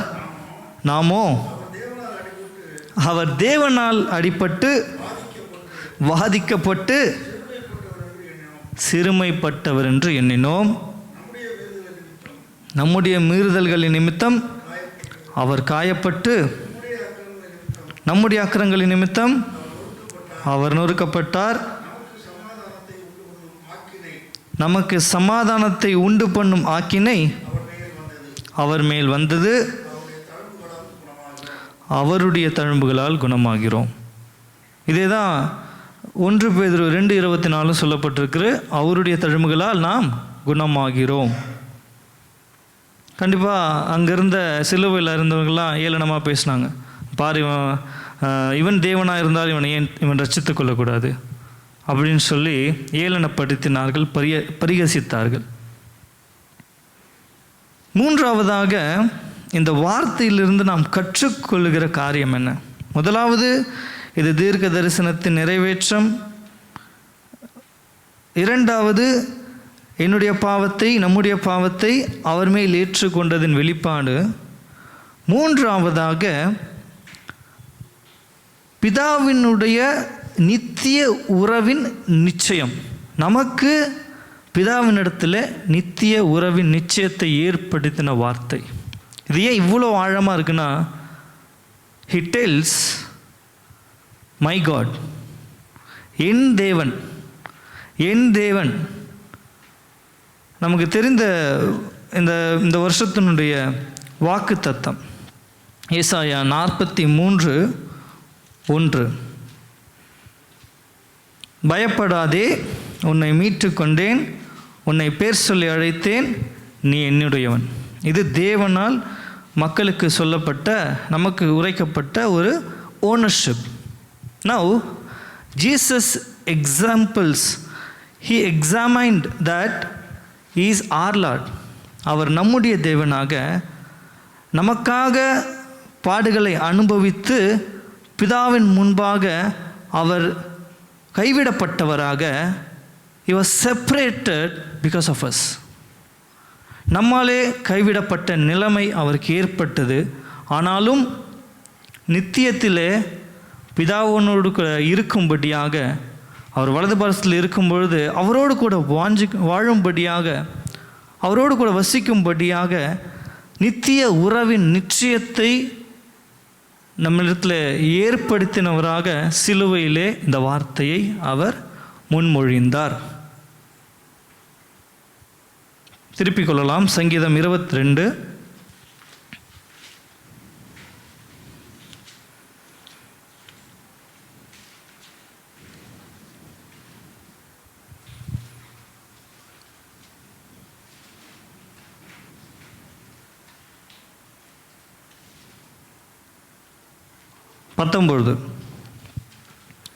ஆனாலும் கர்த்தாவே, நீர் எனக்கு தூரமாகாதேயும், என் பலனே எனக்கு சகாயம் பண்ண தீவிரத்து கொள்ளும். He's our refuge, he's our strength in our life. தேவன் நமக்கு பலனாக, நமக்கு கேடகமாக, நமக்கு தஞ்சமாக அவர் இருக்கிறார், என்றைக்கும் இருப்பார். அவரும் நம்மை கைவிடுகிற தேவன் அல்ல, நம்மை காப்பாற்றுகிற தேவன். அவர் சொல்லியிருக்கிறார், உன்னை விட்டு விலகுவதில்லை, உன்னை கைவிடுவதும் இல்லை என்ற நிச்சயத்தையும் தேவன் நமக்கு கொடுத்திருக்கிறார். So let's reconcile our life to the Lord. இயேசுவின் மூலமாக நாம் பெற்ற இந்த நீதியை தரித்தவர்களாக, அதை அனுதினமும் வெளிப்படுத்துகிறவர்களாக நாம் தொடர்ந்து இந்த வார்த்தையை பெற்றுக்கொண்டவர்களாக இந்த இடத்துல நம்ம கடந்து செல்லலாம்.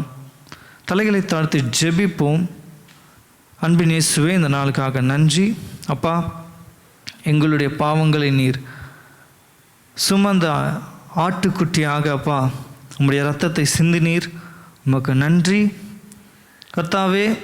யாருமே செய்ய முடியாத, யாருமே ஏற்படுத்த முடியாத உடன்படிக்கையை இந்த சிலுவையிலே நீர் செய்தீர். உமக்கு நன்றி அப்பா. உமக்கு நன்றி செலுத்துகிறோம் ராஜா. ஆண்டவரே, ஒரு கம்ஃபர்ட் ஜோனில் இருந்தோ ஆண்டவரே உங்களுடைய பவரை நீங்கள் யூஸ் பண்ணியோ ஆண்டவரே நீங்கள் அதை செய்யலை. என்னை போல அப்பா நீர் இந்த மனுவில் பிறந்தீரே, உமக்காக நன்றி ஆண்டவரே. எங்களைப் போல ஆண்டவரே ஒருவேளை நீர் ஒரு பவர் மூலமாக அதை செய்திருக்கலாம், ஆனால் நீ அதை செய்யலப்பா. நீர் அதை எப்படியாக செய்ய வேண்டுமோ உம்முடைய அனாதி திட்டத்தை கொண்டு நீர் செய்து முடித்தவராக ஆண்டவரே, இந்த வார்த்தையை நீர் எங்களுக்கு ஒரு ஒரு உறுதியின் நிச்சயமாக ஆண்டவரை நீர் ஏற்படுத்தினீரே, அதற்காக நன்றி. இந்த நாளிலும் ராஜா இதை உரிமை பாராட்டுகிறவர்களாக, இதை ஆண்டவரை நம்புகிறவர்களாக இங்கிருந்து நாங்கள் கடந்து செல்ல உதவி செய்யும். நீரை வழி நடத்துங்க, பாதுகாத்துக்கொள்ளுங்க. ஆண்டவராகிய இயேசு கிறிஸ்துவின் மூலம் இந்த ஜெப விண்ணப்பத்தையும் உம்மிடத்தில் ஒப்பு கொடுக்கிறோம் எங்கள் ஜீவன நல்ல பிதாவே, ஆமென்.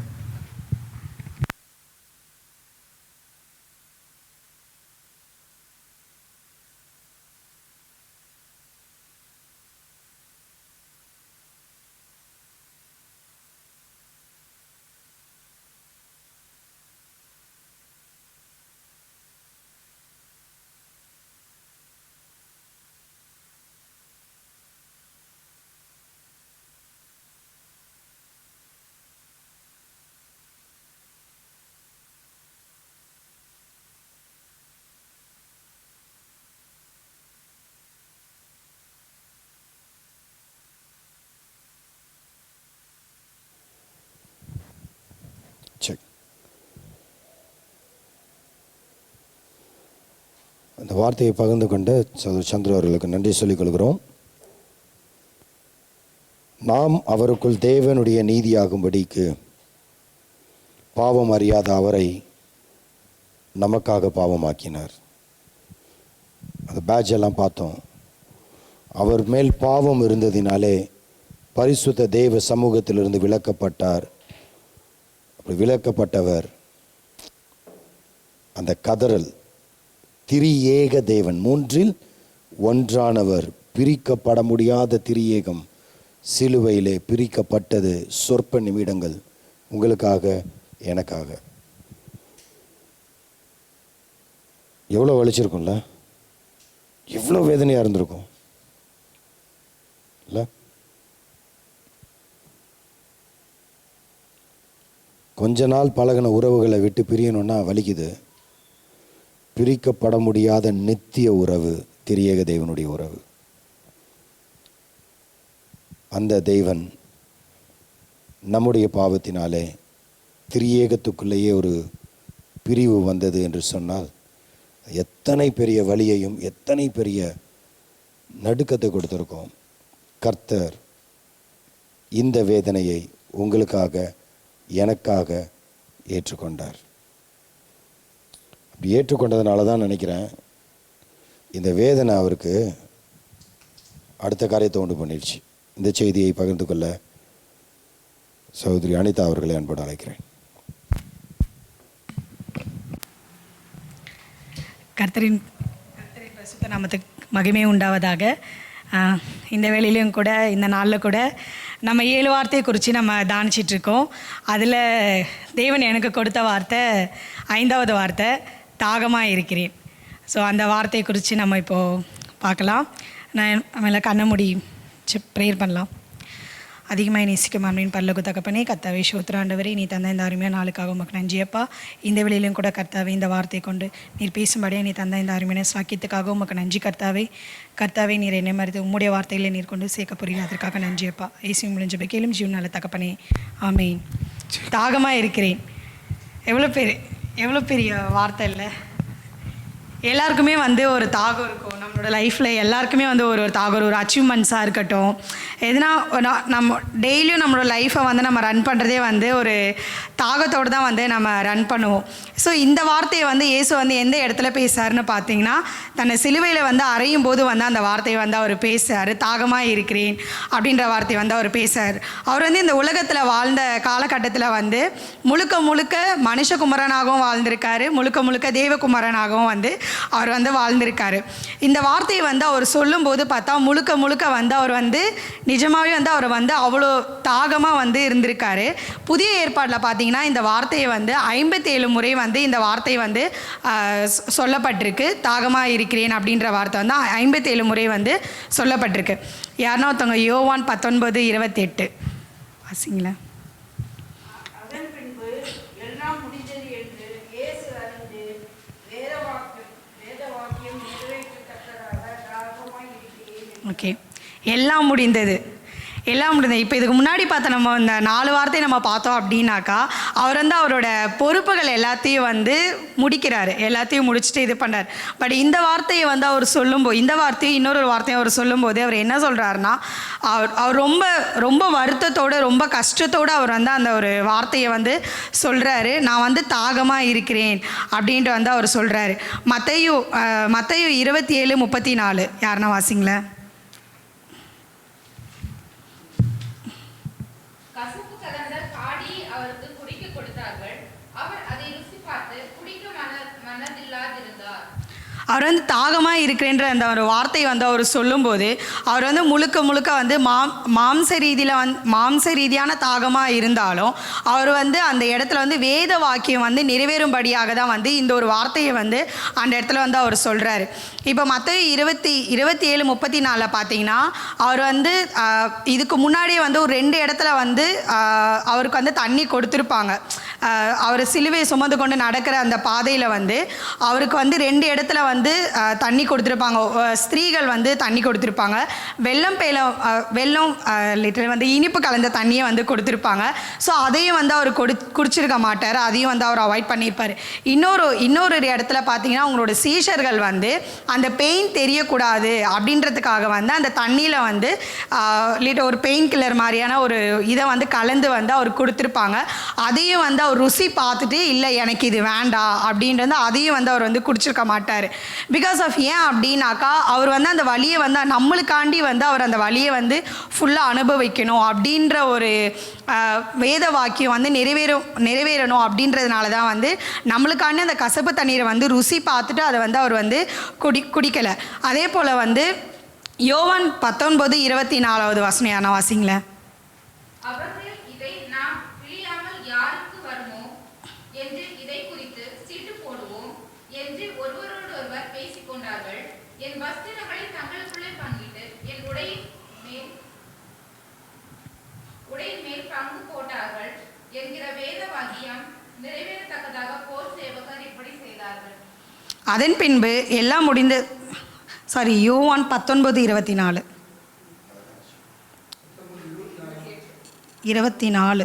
அப்பொழுது இயேசு தம்முடைய தாயையும் அவர்கள் இதை நாம் பிழியாமல் யாருக்கு வருமோ என்று இதை குறித்து சீட்டு போடுவோம். இல்லை அதன் பின்பு எல்லாம் முடிந்தது என்று இயேசு அறிந்து தேவ வாக்கியம் நிறைவேறத்தக்கதாக தாகமாய் இருக்கிறேன் என்றார். காடி நிறைந்த பாத்திரம் அங்கே வைக்கப்பட்டிருந்தது. அவர்கள் கடற்காளானை காடியிலே தோய்த்து ஈசாப்பு தண்டில் மாட்டி அவர் வாயில் எடுத்து நீட்டி கொடுத்தார்கள். ஓகே, அவருக்கே அந்த ஈசாப்பு தண்டில் மாட்டி வந்து அந்த நீரை வந்து கொடுத்தாங்க. ஈசாப்பு தண்டில் எதுக்கு அவங்க வந்து ஈசோப்பு தண்டில் வந்து ஏன் அவருக்கு அதை கொடுத்தாங்க? ஓகே, ஈசோப்பு தொண்டை வந்து நம்ம பழைய ஏற்பாடில் வந்து யாத்திராகமம், லேவிராகமம் அந்த புக்கெல்லாம் வந்து நம்ம வாசித்தோம் அப்படின்னாக்கா அந்த ஈசோப்பு தொண்டை வந்து எதுக்கு யூஸ் பண்ணுவாங்கன்னு பார்த்தீங்கன்னா பாவ நிவர்த்தியாகவும் பாவ மன்னிப்புக்காகவும் தன்னை வந்து பரிசுத்தப்படுத்தி கொள்றதுக்காகவும் தான் வந்து அந்த ஒரு ஈசோப்பு தொண்டை வந்து பயன்படுத்தினாங்க. ஸோ இந்த இடத்துல வந்து என்ன ஆகுதுன்னா ஏசாயா 53:3-4 அதிகாரம் வாசிங்களேன். ஏசாயா 53:3-4.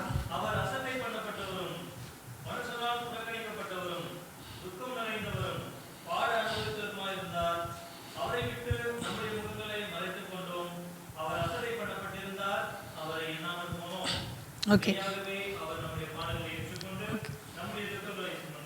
ஓகே, இப்போ நம்ம பழைய ஏற்பாடில் பார்த்தோம் அப்படின்னாக்கா பாவ நிவர்த்திக்கான அந்த ஈசப்பு தண்டை எதுக்கு பயன்படுத்தினா பாவ நிவர்த்திக்காகவும் தன்னை பரிசுத்தமாக்குதலுக்காகவும் பாவ மன்னிப்புக்காக தான் வந்து அந்த ஈசப்பு தண்டை வந்து பயன்படுத்தினாங்க. இந்த இடத்துல வந்து அவர் நம்மளோட பாவத்தை வந்து அவர் வந்து சுமக்கிறார். ஸோ அந்த வேத வாக்கியம் வந்து நிறைவேறணும் அப்படின்றதுக்காண்டி தான் வந்து இந்த இடத்துல ஈசப்பு தண்டில் வந்து அவருக்கு வந்து அந்த நீரை வந்து கொடுக்குறாங்க. அதே போல் வந்து அவருக்கு அது கொடுத்ததுக்கப்புறம் அவருக்கு அந்த தாகம் தீர்ந்துச்சா? இல்லவே இல்லை. ஆக்சுவலாக பார்த்திங்கன்னா அவருக்கு வந்து மனுஷ ரீதியான தாகமே இல்லை அவருக்கு. அவரோட தாகம் வந்து என்னன்னு பார்த்தீங்கன்னா அவரோட தாகமே வந்து ஆத்ம தாகம் தான். ஆத்ம தாகம்னா என்ன? அவர் ஆத்ம தாகம்னா நிறைய பேரை வந்து நம்ம கடவுளுக்குள்ளே வந்து நடத்தணும் அப்படின்றதா வந்து அவரோட ஆத்ம தாகமாக இருக்குது. அவருக்கு நம்மளோட தாகத்தை தீர்க்கிற தேவனாக வந்து அவர் இருக்கிறாரு. நாம் வந்து அவரோட தாகத்தை தீர்க்கிற பிள்ளைகளாக வந்து நம்ம இருக்கிறோமா? நம்மளோட தாகம் வந்து எப்போ தீரும்? எப்போ வந்து நம்மளோட தாகம் வந்து அனுதினமும் வந்து நம்மளோட வாழ்க்கையில் வந்து அவர் ருசி பார்க்கும்போது தான் வந்து நம்மளோட தாகத்தை வந்து அவர் வந்து தீர்க்க வந்து வல்லவராக இருக்கிறார். அதே போல் பார்த்தீங்கன்னா இந்த இடத்துல வந்து ஒரு 7 காரியங்களை வந்து நான் சொல்லணும்னு நான் நினைக்கிறேன். அவர் வந்து தாகமாக இருக்கிறேன்னு சொல்கிறாரு. பட் ஆனால் அவர் இந்த 7 காரியங்களை வந்து அவர் முன்னாடி வந்து செஞ்சுருக்காரு. என்னன்னு பார்த்தீங்கன்னா ஆதாமுக்கு வந்து 4 நதிகளை வந்து கொடுத்த தேவன் வந்து இன்றைக்கி வந்து உங்களை என்னையும் பார்த்து என்ன சொல்கிறாருன்னா நான் வந்து தாகமாக இருக்கிறேன் அப்படின்னு வந்து சொல்கிறாரு. அதே போல் வானத்து மதவுகளை திறந்த தேவன் வந்து இன்றைக்கி வந்து உங்களை என்னையும் பார்த்து நான் வந்து தாகமாக இருக்கிறேன் அப்படின்ட்டு சொல்கிறாரு. அதே போல் சிம்சோன் வந்து அந்த போர் எல்லாத்தையும் முடிச்சுட்டு வரும்போது அந்த பள்ளத்தாக்கில் வந்து அவருக்கு நீரே கொடுத்த தேவன் வந்து இன்றைக்கி உங்களை என்னையும் பார்த்து என்ன கேட்குறாருன்னா நான் வந்து தாகமாக இருக்கிறேன் அப்படின்னு சொல்கிறாரு. ஆகாரோட கூக்குரலை கேட்டு வானாந்திரத்தில் வந்து தண்ணீரை கொடுத்த தேவன் வந்து இன்றைக்கி உங்களை என்னையும் பார்த்து கேட்குறாரு நான் வந்து தாகமாக இருக்கிறேன் அப்படின்னு வந்து சொல்கிறாரு. கானாவூர் கல்யாணத்தில் வந்து வெறும் நீரை வந்து ரொம்ப சுவையான திராட்சை ரசமாக மாற்றிய தேவன் வந்து இன்றைக்கி உங்களை என்னையும் பார்த்து நான் வந்து தாகமாக இருக்கிறேன் அப்படின்னு வந்து சொல்கிறாரு.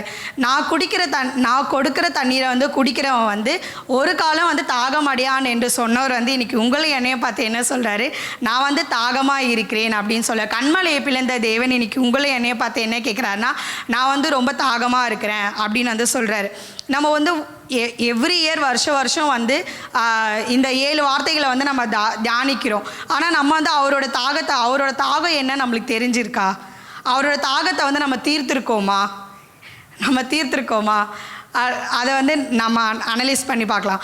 அவரோட தாகம் என்னவாக இருக்குன்னா உலகில் கடைசி ஆத்மா வந்து ரட்சிக்கப்படுற வரைக்கும் அவரோட தாகம் தீரவே தீராது. கடைசி ஆத்மா ரட்சிக்கப்படுற வரைக்கும் அவரோட தாகம் வந்து இருந்துக்கிட்டே இருக்கும். நம்மளோட ஆண்டவர் வந்து நம்மளை தேர்ந்தெடுத்தார். யாரோ ஒருத்தவங்க யோவான் 3:16 படிங்களேன். யோவான் 3:16 ஒரே பேரான குமரனே விசுவாசிக்கிறேன் எவனோ அவன் கெட்டு போகாமல் நித்திய ஜீவனை அடையும் படிக்க அவரை தந்தருளி உலகத்தில் இவ்வளவாய் அன்பு கூர்ந்தார். அவ்வளோ அன்பு கூர்ந்தார். அந்த அன்பு நம்மளுக்கு இப்போ நம்ம அவரோட பிள்ளைகளை நம்ம அந்த அன்பை வந்து அனுதினமும் நம்ம ருசி பார்த்துட்டு வரோம் இல்லையா? மற்றவங்க ருசி பார்க்கறதுக்கான ஒரு இதை நம்ம கொடுக்குறோமா? நம்ம போய் சொல்கிறோமா? நம்ம வந்து அவங்கள வந்து கடவுளுக்குள்ளே வந்து நம்ம வந்து நடத்துகிறோமா? அப்படி நடத்துகிற பாத்திரவானா நம்ம இருக்கிறோமா? மற்றவங்களுக்கு போய் நம்ம கடவுளோட அன்பை வந்து சொல்லி சுயநலமாக நம்ம மட்டுமே வச்சுக்காமல் மற்றவங்கள்ட்ட போயிட்டு அவரை பற்றி சொல்லி அவரோட அன்பை வந்து சொல்கிற பிள்ளைகளாக வந்து நம்ம இருக்கிறோமா? அவருக்கு பிடிச்ச பாத்திரமாக நம்ம வந்து இருக்கிறோமா அப்படின்றத வந்து யோசித்து பார்க்கலாம். மத்தேயு 28:19-20 ஆகையால் நீங்கள் புறப்பட்டு போய் சகல ஜாதி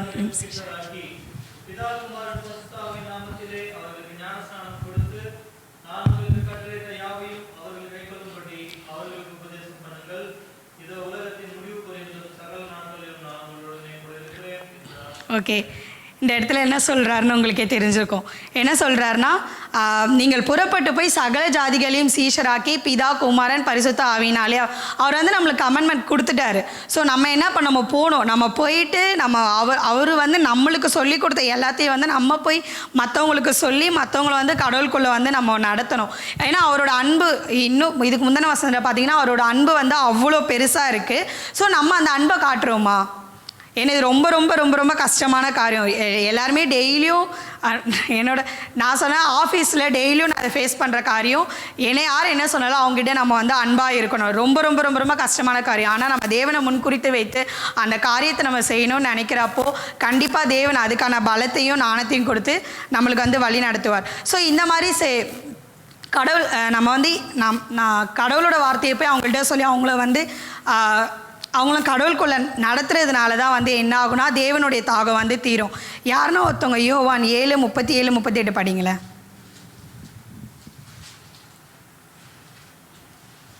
யோவான் 7:37-38. பண்டிகையின் கடைசி நாளாகிய பிரதான நாளிலே இயேசு நின்று சத்தமிட்டு, ஒருவன் தாகமாய் இருந்தால் என்னிடத்தில் வந்து பானம் பண்ண கடவன். வேத வாக்கியம் சொல்லுகிறபடி என்னிடத்தில் விசுவாசமாய் இருக்கிறவன் எவனோ அவன் உள்ளத்திலிருந்து ஜீவ தண்ணீருள்ள நதிகள் ஓடும் என்றார். ஓகே, அவரே சொல்லிட்டார், யார் தாகமாக இருக்கீங்களோ என்னிடத்தில் வாருங்க, நான் வந்து உங்களுக்கு வந்து என்ன தர்றேன், ஜீவ தண்ணீரை வந்து நான் தரேன். உங்களோட உள்ளத்தில் வந்து நான் ஜீவ தண்ணீரை வந்து ஊற்று செய்கிறேன் அப்படின்ற வந்து அவர் சொல்கிறார். ஸோ அப்போ அவரோட தாகம் வந்து அவரே வந்து ஜீவ தண்ணீராக இருக்கிறார். ஸோ அவர் இந்த இடத்துல எதை வந்து தாகமாக இருக்குன்னு சொல்கிறாருன்னா ஆத்ம தாகமாக இருக்குது.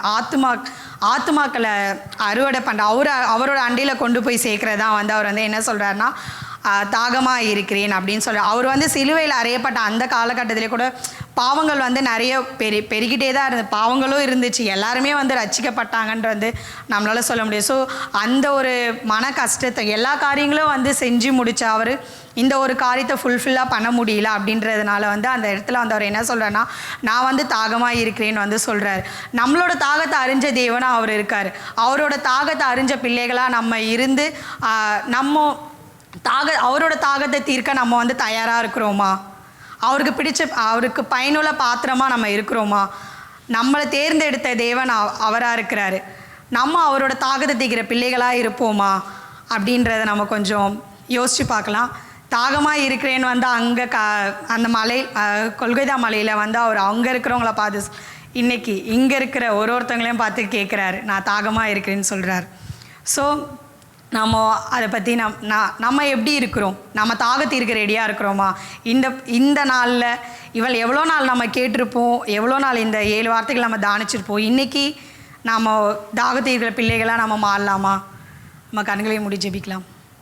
அதிகமாக நேசிக்கும் அன்பின் பல்லகு தகப்பனே, கர்த்தாவே ஸ்தோத்திர ஆண்டவரே, கர்த்தாவே இந்த வெள்ளியும் கூட கர்த்தாவே உமக்கு பிடித்த பாத்திரமாக கர்த்தாவே நாங்கள் இருக்கவும், கர்த்தாவே உம்முடைய தாகம் அறிந்த பிள்ளைகளாகவும் உம்முடைய தாகத்தை தீர்க்கிற பிள்ளைகளாகவும் நீர் எங்களை பயன்படுத்த போகிறமைக்காக உமக்கு நன்றியப்பா. ஏசி மூலம் ஜெபிக்கிறேன் ஜீவ நல்ல தகப்பனே, ஆமென். 2000 ஆண்டுகளுக்கு முன்பதாக அப்படிப்பட்ட வார்த்தை இந்த நாளில் 2025 நிற்கிறோம். அந்த வார்த்தை நம்மளோட கூட என்ன பேச போகுதுன்னு நம்ம தியானிக்கலாமா? ஜெபிக்கலாமா? ஏசப்பா, 2000 ஆண்டுகளுக்கு முன்பதாக எல்லாம் முடிந்தது என்று கர்த்தாவே சிலுவையில் கர்த்தாவே நீர் உம்முடைய வார்த்தை கர்த்தாவே நீர் சொன்னீர். இந்த நாளில் 2025 நாங்கள் இருக்கிறோம், சபையாராக அமர்ந்திருக்கிறோம். அப்பா, உங்களுடைய பாதத்தில் இந்த நேரத்தில் நீர் எங்களுக்கு என்ன சொல்ல போகிறீர் என்பதை கர்த்தாவே நாங்கள் அறிந்து கொள்ளவும், இது சும்மா கர்த்தாவே நாங்கள் இங்கே பேசிட்டு போகாதபடிக்கு 7 வார்த்தைகள் நினைவு கூர்ந்து போகாதபடிக்கு எங்கள் இருதயத்தில் நீங்கள் இன்றைக்கி பேசுங்க. எங்கள் வாழ்க்கையில், என்னோடய வாழ்க்கையில், இங்கே அமர்ந்திருக்கிற ஒவ்வொரு வாழ்க்கையில் கர்த்தாவே நீர் கர்த்தாவே மாற்றத்தை ஏற்படுத்த போகிறீர். அதற்காக நன்றி கர்த்தாவே. நீர் கிரியை செய்யுங்க கர்த்தாவே. ஆவியானவர் இந்த நேரத்தில் நீங்கள் வாங்க, எங்கள் சமூகத்தில் வந்து கர்த்தாவே நீங்கள் கிரியை செய்யுங்க கர்த்தாவே. இயேசுவின் ஜெபிக்கிறோம் பிதாவே, ஆமென். யோவான் சுவிசேஷத்தில் 19:30 எடுத்து படிக்கலாமா? ஜான் 19:30. ஒருத்தர் தமிழில் படிங்க, ஒருத்தர் இங்கிலீஷில் படிங்க. இயேசு காடியை வாங்கின பின்பு முடிந்தது என்று சொல்லி தலையை சாய்த்து ஆவியை ஒப்பு கொடுத்தார். தலையை சாய்த்து ஆவியை கொடுத்தார். என்ன சொன்னார்? முடிந்தது என்று சொல்லி. இங்கிலீஷில் படிங்கம்மா. John 19:30. When he had received the drink, Jesus said, "It is finished." With that, he bowed his head and gave up his spirit. Okay. he said it is finished. இங்கிலீஷில் 3 வார்த்தைகள் it is finished. தமிழில் ஒரே ஒரு வார்த்தை சொல்லியிருக்கு, முடிந்தது அப்படின்னு சொல்லிட்டு.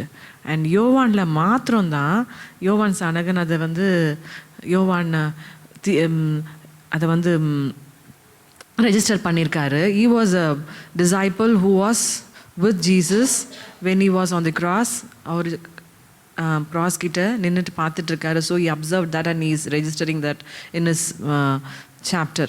and மத்தேயு 27:50 படிங்க யாராவது.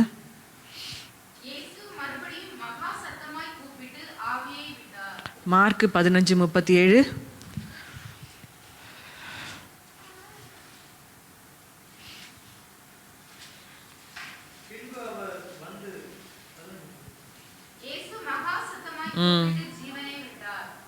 லூக்கா 23:46.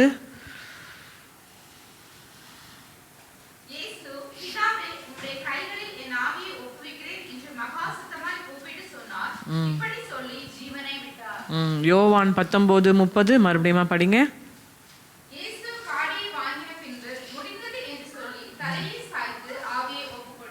ஓகே. முடிந்தது என்று சொல்லி ஆவியை ஒப்பு கொடுத்தார். முடிந்தது, ஓகே, எல்லாம் முடிஞ்சிடுச்சு அப்படி இல்லை. ஒரு வெற்றியின் வார்த்தையாக தேவன் முடிந்தது அப்படின்னு சொல்லி அந்த நேரத்தில் சொல்கிறாரு. எதெல்லாம் முடிந்தது அப்படின்னு 3 காரியம் மட்டும் நம்ம பார்த்துட்டு கடந்து போகிறோம். ஃபஸ்ட்டு, தீர்க்க தரிசனங்கள் நிறைவேறி முடிந்தது. வாசிக்கலாமா? ஏசாயா 7:14. அவருடைய பிறப்பு குறிப்பிட்டப்படுகிறது.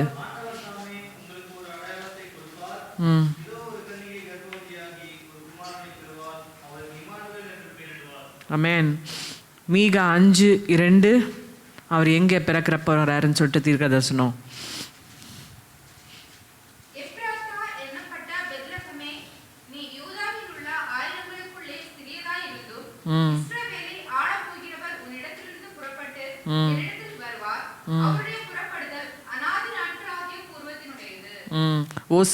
ஓசியா 11:1.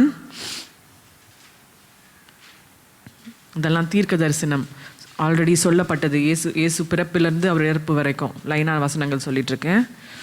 ஓசியா 11:1.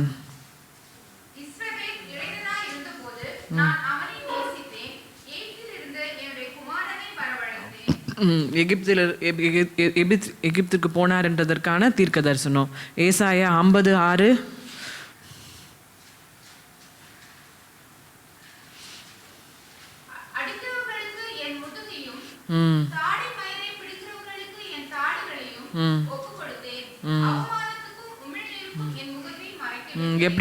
எப்படிப்பட்டவராக அவர் வளர்க்கப்பட்டார் என்பதான தீர்க்க தரிசனம். ஏசாயா 53:12.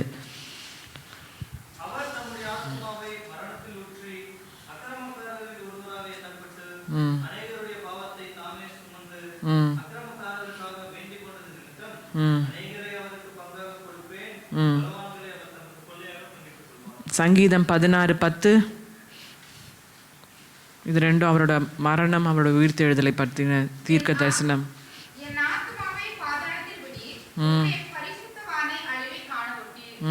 அப்போ அது என்னது? உயிர்த்தெழுவார், பாதாள விடமாட்டாரு, அழிவில்லாமல் மறுபடியும் மீண்டுமாக நம்மளோட ரட்சகராக உயிர்த்தெழுந்து வருவார் என்றதான தீர்க்க தரிசனம். இது எல்லாமே முடிவுக்கு வந்தது எங்கே? சிலுவையில். எல்லா தீர்க்க தரிசனங்களும் முடிவுக்கு வந்தது சிலுவையில். கடவுள் தேவன் அவரை படைத்ததற்கான தேவன் மனுஷனாக இந்த உலகத்துக்கு வந்ததின் நோக்கம் முடிவடைந்தது. அதுக்கான முடிவு, வெற்றியின் முடிவாக அவர் அந்த இடத்துல அவர் வெற்றியின் முடிவாக வார்த்தையாக அவர் சொல்லுகிறார். ஃபஸ்ட்டு தீர்க்க நிறைவேறும் முடிவாக, வெற்றியின் முடிவாக அவர் அந்த முடிந்தது என்ற வார்த்தையை சொல்கிறார். இரண்டாவதாக வேதத்தில் நாங்கள் 2 வருகையை பற்றி பார்க்குறோம். என்னென்ன வருகை? முதலாம் வருகை, இயேசு கிறிஸ்துவின் முதலாம் வருகை, இரண்டாம் வருகை. முதலாம் வருகையின் முடிவாகையும் இந்த இடத்துல முடிந்தது என்று சொல்கிறாரு. அதுக்கு என்ன நிச்சயம்? It's not like is not fooling others, is not fooling மென்.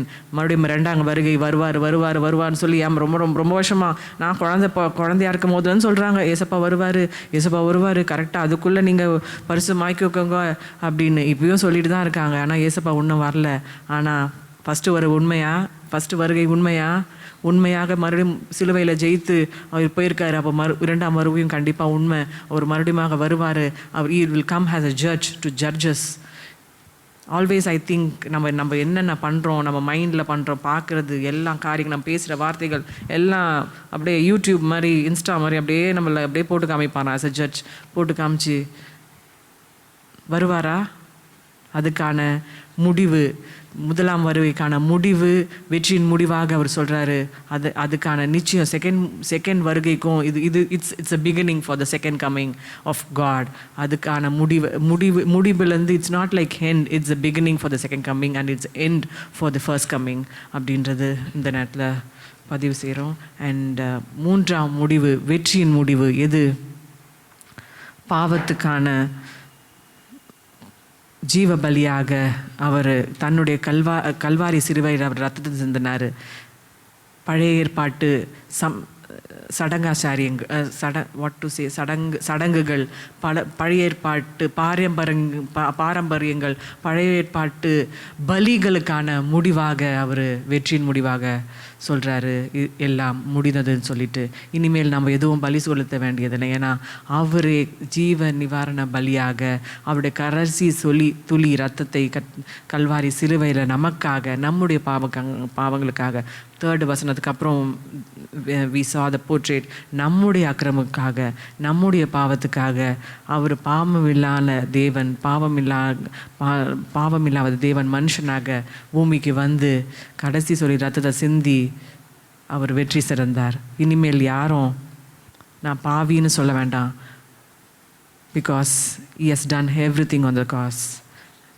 நம்ம பண்ண வேண்டிய ஒரே ஒரு காரியம்தான், அவர் முன்னாடி போயிட்டு, ஏசப்பா ஐ சரண்டர் unto you Lord, நீ எல்லாவற்றையும் முடித்தீங்க, தீர்க்க தரிசனம் நிறைவேற்றி முடித்து விட்டீங்க. பழைய ஏற்பாட்டு காரியங்கள், சாபங்கள், சடங்குகள் எதுவும் நான் பண்ண தேவையில்லை, பலி எனக்கு பண்ண தேவையில்லை. ஏன்னா நீங்கள் அங்கே பலியான ஆடாக அங்கே தொங்குனீங்க, உங்களுடைய கடத்தி துளி ரத்தத்தை சிந்தினீங்க. மூன்றாவதாக இரண்டாம் வருகையில் நிச்சயத்தை, இறைவன் வருகை நிச்சயத்தை எனக்கு கொடுத்துருக்கீங்க உம்முடைய முடிவின் மூலமாக. இந்த நாளில் முடிந்தது என்று அவர் முடித்து விட்டார். ஆனால் it's not the end, is wanting us to start. அவருக்காக நாம் என்ன செய்ய போகிறோம்? நமக்காக அவர் ஜீவனையே கொடுத்துருக்காரு. முடிந்தது அப்படின்னு சொன்ன பிறகு நிறைய காரியங்கள் இதுக்கு முன்னாடி கூட விசா முடிந்ததுன்னு சொன்ன பிறகு என்ன ஆச்சு? திரைசீலை மேலேருந்தா கீழேருந்தா? மேலேருந்து கிழிச்சது, யாரும் கிழிச்சு விடலை. மேலேருந்துன்னா எப்படி தெரில, யோசிங்க. அப்புறம் வேற என்ன வந்துச்சு? பூமி அதிர்ச்சி வந்துச்சு. There are many changes which happened.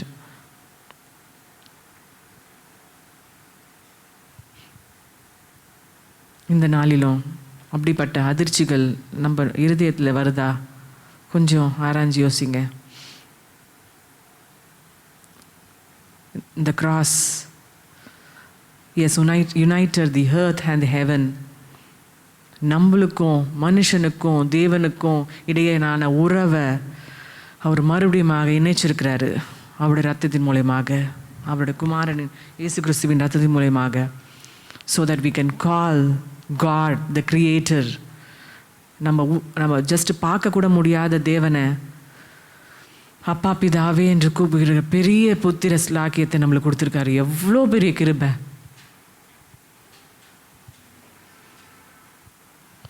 சும்மா ஒரு பர்சன் அப்பான்னு கூப்பிடுறதே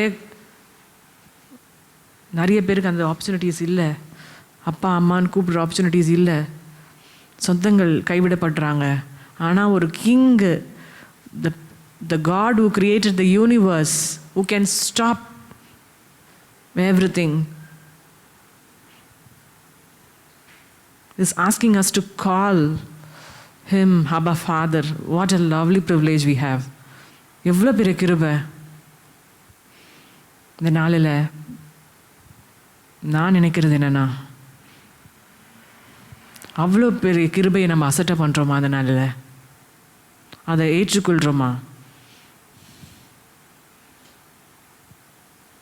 இந்த 3 காரியம் உங்ககிட்ட சொன்னது ஐ ஜஸ்ட் தியானிக்கும் போது ஐ ஜஸ்ட் அனலைஸ்ட். பட் ஒரு காரியம் விச் இஸ் ரிங்கரிங் ஆன் மீ, இப்போது நீ காலையில் இந்த சபையில் வந்த பிறகு எனக்கு தோன்ற காரியம், when I was just physically எனக்கு பெயின் இருக்கும் போது எனக்கு தோன்ற காரியம், எனக்கு ஒரு வலி வரும்போது ஹவ் ஐ ரியாக்ட் மேட்டர்ஸ்.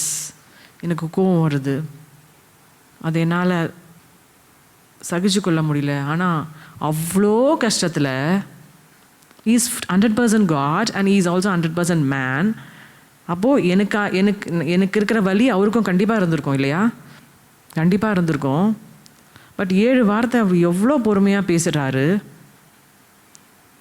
அந்த வார்த்தைகள் 7 வார்த்தைகள் பார்த்திங்கன்னா, ஒன்று ரட்சிப்பின் வார்த்தையாக இருக்கும்,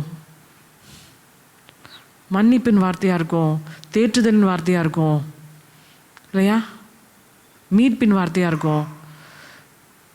இந்த சிலுவையில் பார்த்திங்கன்னா அவர் அவரோட ஆட்ரிபியூட்ஸ் ஃபுல்லாத்தையும், அவரோட தன்மைகள் எல்லாத்தையும் கவர் பண்ணியிருப்பார். இப்போ முடிந்தது வெற்றியின் வார்த்தை. இப்போ அடிக்கடி நான் கேட்குறது, அப்பா உண்மை போல் மாற்றுங்க. சீரியஸாக நாங்கள் யோசிச்சுட்ருக்கேன், சீரியஸாக முடியுமா? உண்மை காட் சான்ஸே இல்லை. இவ்வளோ பொறுமை, இவ்வளோ இரக்கம், இவ்வளோ தயவு, மன்னிங்கன்றாரு. என்னதுன்னு செய்ய சாரி, நான் எல்லாத்தையும் கவர் பண்ணுறேன். But I want to just express it as நான் பின்னாடி இருந்து என் மனதில் ஓடிக்கொண்டு இருந்ததை I want express it.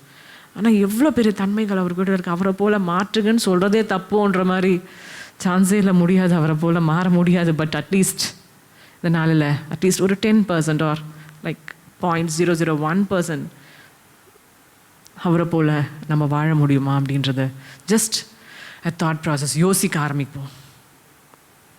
Can we live like him till we go and reach him? இனிமேல் நம்மளுக்கு தடை இல்லை. ஏர்த்துக்கும் எவனுக்கான வழி நம்மளுக்கு வாசல் திறக்கப்பட்டுள்ளது. திரைச்சீலை மேலேருந்து கீழாக கிழிக்கப்பட்டுள்ளது. we are open. அங்கே யாரும் ஆசாரி யாருமே இல்லை, ஜீசஸ் கிரைஸ்ட் மட்டும்தான் இருக்கார். ஏசப்பா காடுக்கும் நம்மளுக்கும் மத்தியில் பரிந்து பேசுகிறவராக. ஸோ நம்ம அப்பா நம்ம கூட இருக்கிறாரு பரிந்து பேசுகிறதுக்கு. ஸோ நம்ம பெரிய சப்போர்ட் நம்ம கூட இருக்குது. we can easily walk into the heaven. Only thing we have to do is commit unto him, be like him, talk like him, feel like him, think like him, hear like him, walk like him, work like him, serve like him.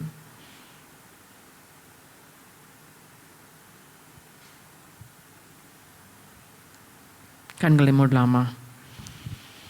ஏசப்பா, அந்த நாளில் நீர் எங்களோடு பேசுங்கப்பா. வெற்றி சிறந்தவராக கல்வாரி சிலுவையில் நீர் எல்லாம் முடிந்தது என்று முடித்தீர். ஆனால் இந்த நாளில் எங்களுக்கு you have got a beginning for us. இந்த நாளில் நீர் எங்களுக்கு தொடக்கத்தை தாங்க. உமக்காக வாழுகிற தொடக்கம். வீணோ எங்கள் சுய முயற்சினால் நாங்கள் எதையும் செய்ய முடியாது. உம்முடைய இரத்தத்தினால் மாத்திரம்தான், உம்முடைய கிருபையினால் மாத்திரம்தான் எங்களால் இந்த வாழ்க்கையில் ஜெயிக்க முடியும். நீர் வெற்றி கொடுத்தால் மாத்திரம்தான் எங்களால் இந்த வாழ்க்கையில் வெற்றி அடைய முடியும் என்பதை நாங்கள் உணர்கிறோம் அப்பா. இந்த நாளில் எங்களோடு கூட பேசுங்கப்பா. உம்மை போல் வாழ தகுதிப்படுத்துங்க. அதுக்கு தடையாய் நிறைய சின்ன சின்ன காரியங்கள் எங்களுக்குள்ளே வரலாம் சுவாமி. But please let us focus on you has like you Lord. நீர் எந்த நோக்கத்துக்கு இந்த உலகத்தில் வந்தீரோ அந்த நோக்கத்தை கல்வாரி சிலுவையில் கர்த்தாவே வெற்றி சிற கர்த்தாவுன் பாடுகள் எப்போதும் நினைத்தால் கெஞ்சம் நெகிழ்ந்திடுதே. ஆமாப்பா, let us not be emotional Christians, Lord. இன்னைக்கு மட்டும் நாங்கள் அழுதுட்டு ஃபீல் பண்ணிட்டு போகாதபடிக்கு உம்முடைய வார்த்தை, உம்முடைய 7 வார்த்தைகளும் எங்களோடு கூட பேசட்டும். Let us focus on our purpose, a bigger purpose you have got for us, not the small tiny things which really diverts us from your purpose, Lord. Let us focus on your bigger purpose. நீர் கர்த்தாவே இந்த கல்வாரி சிலுவையில் உம்முடைய purpose accomplish பண்ணீங்க, வெற்றியாக அமேன் என்று சொல்கிறீங்க. அதே மாதிரி எங்கள் வாழ்க்கையிலையும் கர்த்தாவே நீர் என்ன நோக்கத்தோடு எங்களை படைத்தீரோ அந்த நோக்கத்தை நாங்கள் ஓடிவிட்டு எங்கள் முடிவின் காலத்தில் நாங்களும் நிம்மதியாக எல்லாம் முடிந்தது என்று கர்த்தாவே நாங்களும் கர்த்தாவே வெற்றி சிறக்க நீர் எங்களை தகுதிப்படுத்துங்க, நீர் எங்களை பயன்படுத்துங்க, எங்கள் சபையை பயன்படுத்துங்க. இந்த நாளில் மண்டை சமர்ப்பிக்கிறோம். ஆமென்.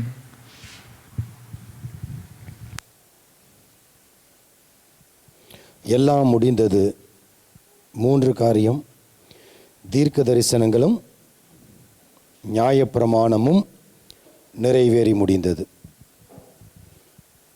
தீர்க்க தரிசனங்களும் நியாயப்பிரமாணமும் நிறைவேறி முடிந்தது. மனுக்குலத்தின் மீட்புக்கான அனைத்தும் செய்து முடிக்கப்பட்டது. வேற என்ன சொன்னாங்க? 3 காரியம் முடிஞ்சதுன்னு சொன்னாங்க. தீர்க்க தரிசனம் முடிஞ்சது, வருகை, அவருடைய முதலாம் வருகை நிறைவு பெற்றது. இந்த உலகத்திலே இம்மானுவேலாக யெஷுவா இரட்சகர் அப்படியாக வந்தவர் ரட்சிப்பின் பணியை செய்து முடித்து விட்டார். ரொம்ப அழகா சொன்னாங்க. முதலாவது வந்து வெற்றிகரமாக முடித்தவர். அது உண்மை என்று சொன்னால் அவரது 2வது வருகையும் நான் மீண்டும் வருவேன் என்று சொல்லியிருக்கிறார். நிச்சயமாய் வருவார். ஒருவேளை எல்லாம் முடிந்தது என்று சொல்லி அது கடைசி வார்த்தையாக இருந்திருக்குமானால் அங்கே பயன்படுத்தப்பட்ட வார்த்தை கிரேக்க வார்த்தை டெட்டலஸ்டாய், முடிந்தது என்று தமிழில் ஒரே வார்த்தை. It is finished. ஆங்கிலத்தில் 3 வார்த்தைகள் சொல்கிறோம். கிரேக்க மொழியில் டெட்டலஸ்டாய் அப்படின்னா என்னென்னா successful completion of the assigned task. கொடுக்கப்பட்டதை வெற்றிகரமாக நிறைவேற்றி முடித்து விட்டேன் என்பதுதான் டெட்டலஸ்டாய். இதே டெட்டலஸ்டாய் என்கிற வார்த்தை தான் உலகத்தை படைத்த பிறகு பயன்படுத்தினது. எல்லாம் உருவான பிறகு எல்லாவற்றையும் உருவாக்கி முடித்து விட்டு முடிந்தது என்று ஆண்டவர் சொன்ன அதே வார்த்தையை தான் இங்கே பயன்படுத்தினார். ஆனால் இதோடு முடிச்சிருந்தார்னா எல்லாம் முடிந்தது, பலி செலுத்தியாச்சு, அப்புறம்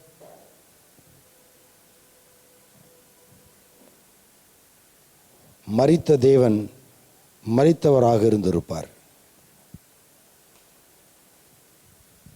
ஆனால் 7வது வார்த்தை லூக்கா எழுதின சுவிசேஷம் 23ஆம் அதிகாரம் 46ஆம் வசனம். இயேசு, பிதாவே, உம்முடைய கைகளில் என் ஆவியை ஒப்புவிக்கிறேன் என்று மகா சத்தமாய் கூப்பிட்டு சொன்னார். இப்படி சொல்லி ஜீவனை விட்டார்.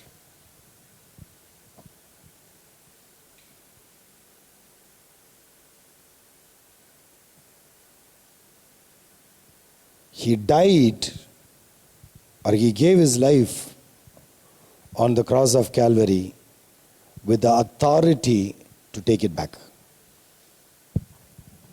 கல்வாரி சிலுவையிலே தன்னுடைய ஜீவனை தந்தவர் அதை எடுத்துக்கொள்ளும்படியான சகல அதிகாரம் உள்ளவராக செய்தார்.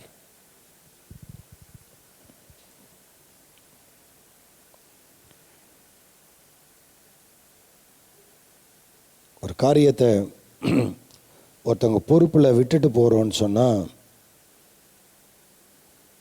சாதாரணமாக விட்டுட்டு போக மாட்டோம். I thought of an illustration and I forgot it.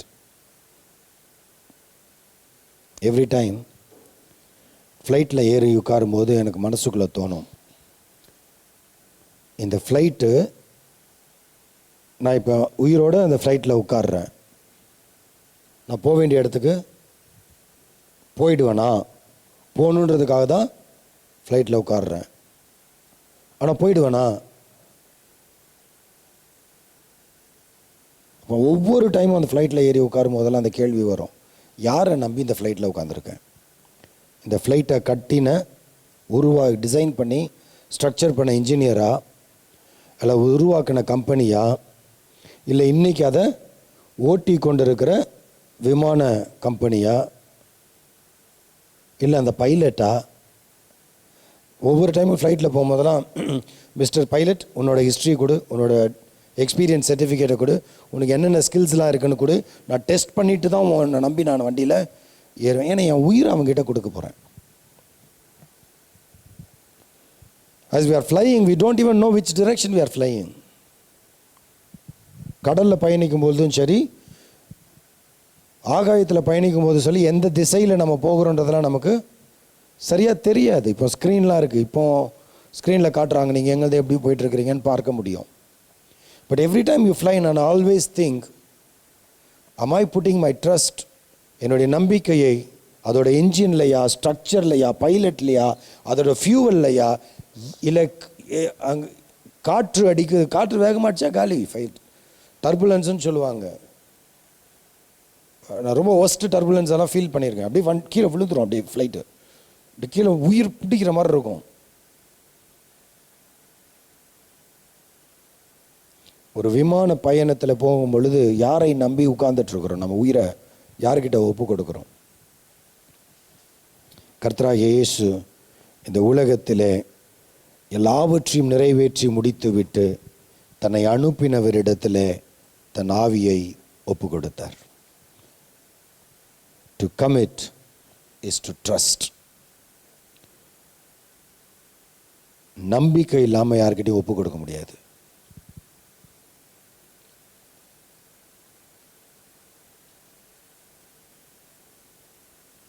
சிலரெல்லாம் பார்த்துருப்போம், நம்ம ஊருக்கு போகும்போது நம்ம நகையெல்லாம் வீட்டில் வச்சா திருடிட்டு போயிடுவாங்கன்னு சொல்லி அதை ஒரு மூட்டை கட்டி இன்னொருத்தங்க வீட்டில் கொடுத்துட்டு, பத்திரமா பார்த்துக்கோங்கக்கா அம்மா எல்லாம் சொல்லிட்டு போவோம்.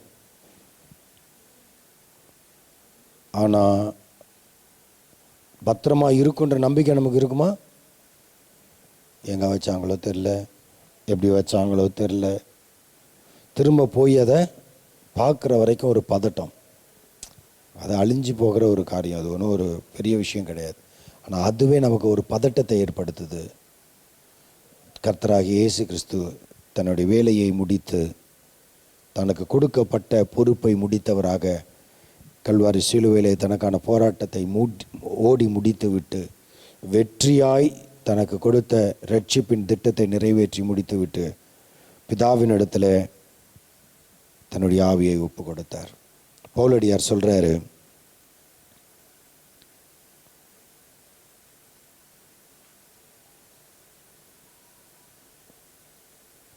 கிறிஸ்துவின் உயிர்த்தெழுதலின் வல்லமையை நான் அறிந்து கொள்ள வேண்டும் என்று சொல்லி தொடர்ந்து பல இடங்களில் சொல்றாரு. குறிப்பாக பிலிப்பியருக்கு எழுதும் போது சொல்கிறார், ஜீவனோ மரணமோ கிறிஸ்து தான் நமக்கு மாதிரி. You know, many a time we think Christ is our example for our living. நம்முடைய வாழ்க்கைக்கு இயேசு மாதிரின்னு சொல்றோம், yes, but even for our death he is our model. நம்முடைய மரணத்திற்கும் அவர்தான் மாதிரி. எப்படி? He lived a life that is pleasing to God. தேவனுக்கு பிரியமான ஒரு வாழ்க்கையை வாழ்ந்து எப்படி தேவனுக்கு பிரியமாய் வாழ்வது என்பதை வாழ்ந்து காண்பித்து விட்டார். He lived a life as an example for you and me. உங்களுக்கும் எனக்கும் உதாரணமாக ஒரு வாழ்க்கையை வாழ்ந்தார். அந்த வாழ்க்கை தேவனுக்கு பிரியமான வாழ்க்கையாக இருந்தது. ஸோ தேவனுக்கு பிரியமாக எப்படி வாழ வேண்டும் என்கிற வாழ்வை நமக்கு வாழ்ந்து மாதிரியை காண்பித்தார். He also died in a way pleasing to God. தேவனுக்கு பிரியமானபடி மரணத்தையும் சந்தித்தார். இந்த மரண தருவாயிலே அவர் முறுமுறுக்கல, குற்றப்படுத்தல, குறை சொல்லல. மாறாக தேவன் கொடுத்த அழைப்பை ஏற்றுக்கொண்டு அந்த அழைப்பின் காரியங்களை வெற்றியாய் செய்து முடித்து அதை நிறைவேற்றி முடித்தவராக, தேவ சித்தத்தை நிறைவேற்றி முடித்தவராக மரணத்தை எதிர்கொண்டார். அப்படி தேவ சித்தத்தின்படி வாழ்ந்து தேவ சித்தத்தின்படி மரணத்தை எதிர்கொண்டதினாலே தேவனுடைய கரத்தில் அவருடைய ஆவியை ஒப்பு கொடுக்கிறார். Because he knew ஜீவனின் அதிபதி யார் என்று சொல்லி. Now just think about it. We are preparing for our living. வாழ்றதுக்காக ஆயத்தமாகிறோம், வாழணும்னு ஆசைப்படுறோம், அதெல்லாம் நல்ல விஷயம்தான். But how well are we prepared for our death? நம்முடைய மரண படுக்கை அல்லது அந்த மரண தருணம் வெற்றியின் தருணமாக இருக்குமா அல்லது வேதனையின் தருணமாக இருக்குமா? ஐயோ நான் இதை செய்யலையே, ஐயோ நான் இப்படி பண்ணலையே, ஐயோ நான் இப்படி தோத்து போயிட்டேனே, ஐயோ நான் அதை இழந்துட்டேனே, ஐயோ ஒரு ரிக்ரெட்ஃபுல் டெத்தை சந்திக்க போகிறோமா? இல்லை கர்த்தர் எனக்கு கொடுத்த எல்லாவற்றையும் நான் வெற்றியாய் செய்து முடித்து விட்டேன் என்கிற நம்பிக்கையோடு கூட மரணத்தை எதிர்கொள்ள போகிறோமா? வெதர் மரணமோ இல்லை இயேசு கிறிஸ்துவின் வருகையோ எது முதலாவது இருந்தாலும் தேவனை சந்திப்பதற்கு நாம் எவ்வளவு ஆயத்தமாக இருக்கிறோம்? கொஞ்சம் யோசிச்சு பாருங்க. Whether to live or to die, Jesus is our model.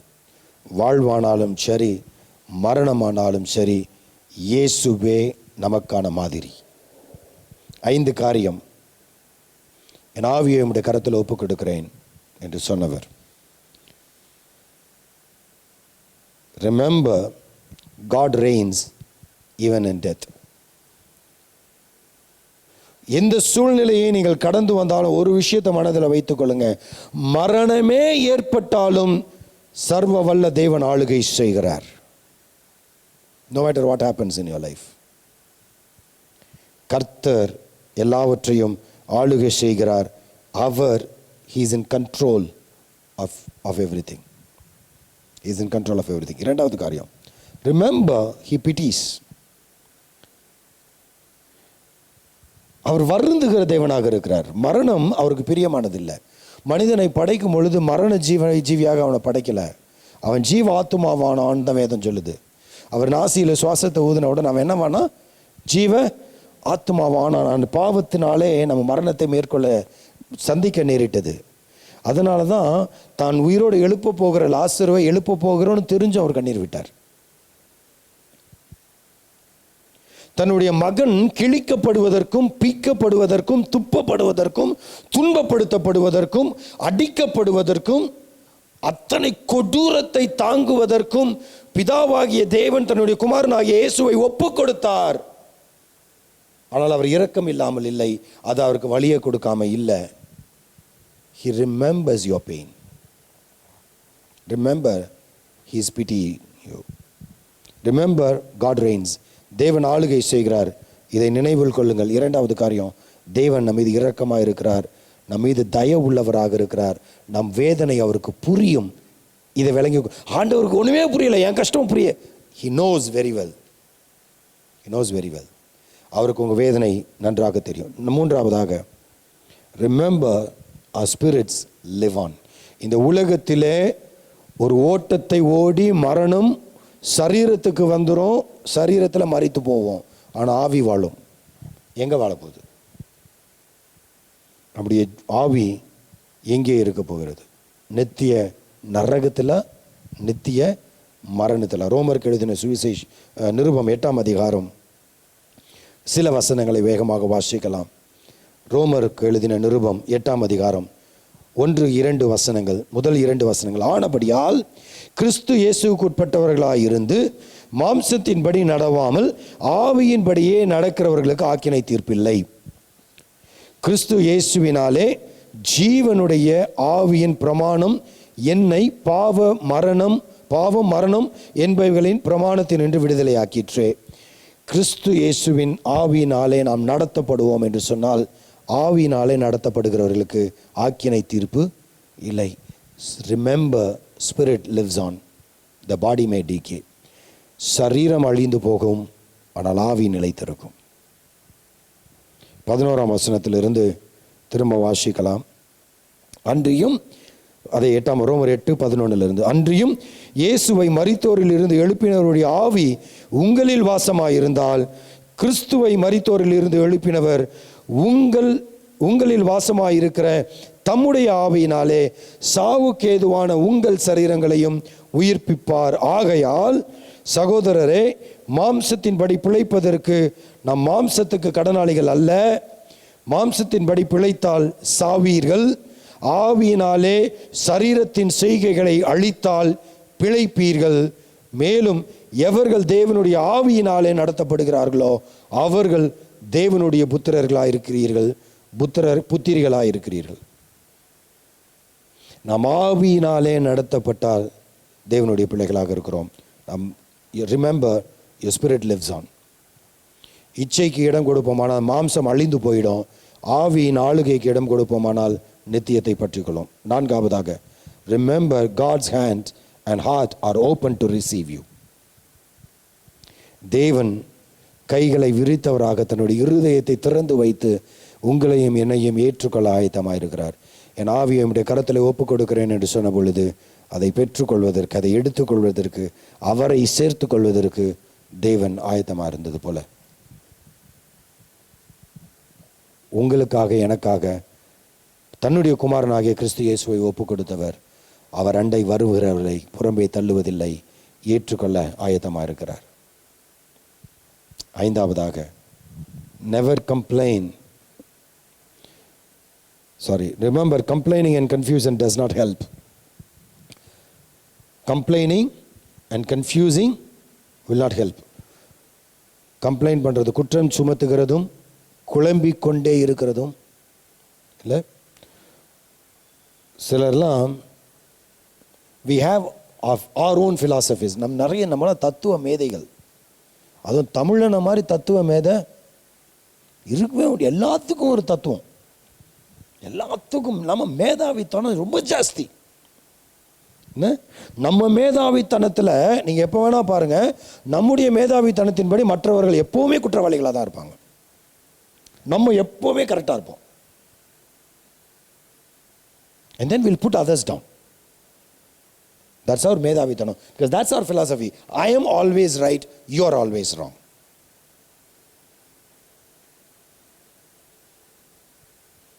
Remember, your tattvam, my tattvam is of no use in the kingdom of God.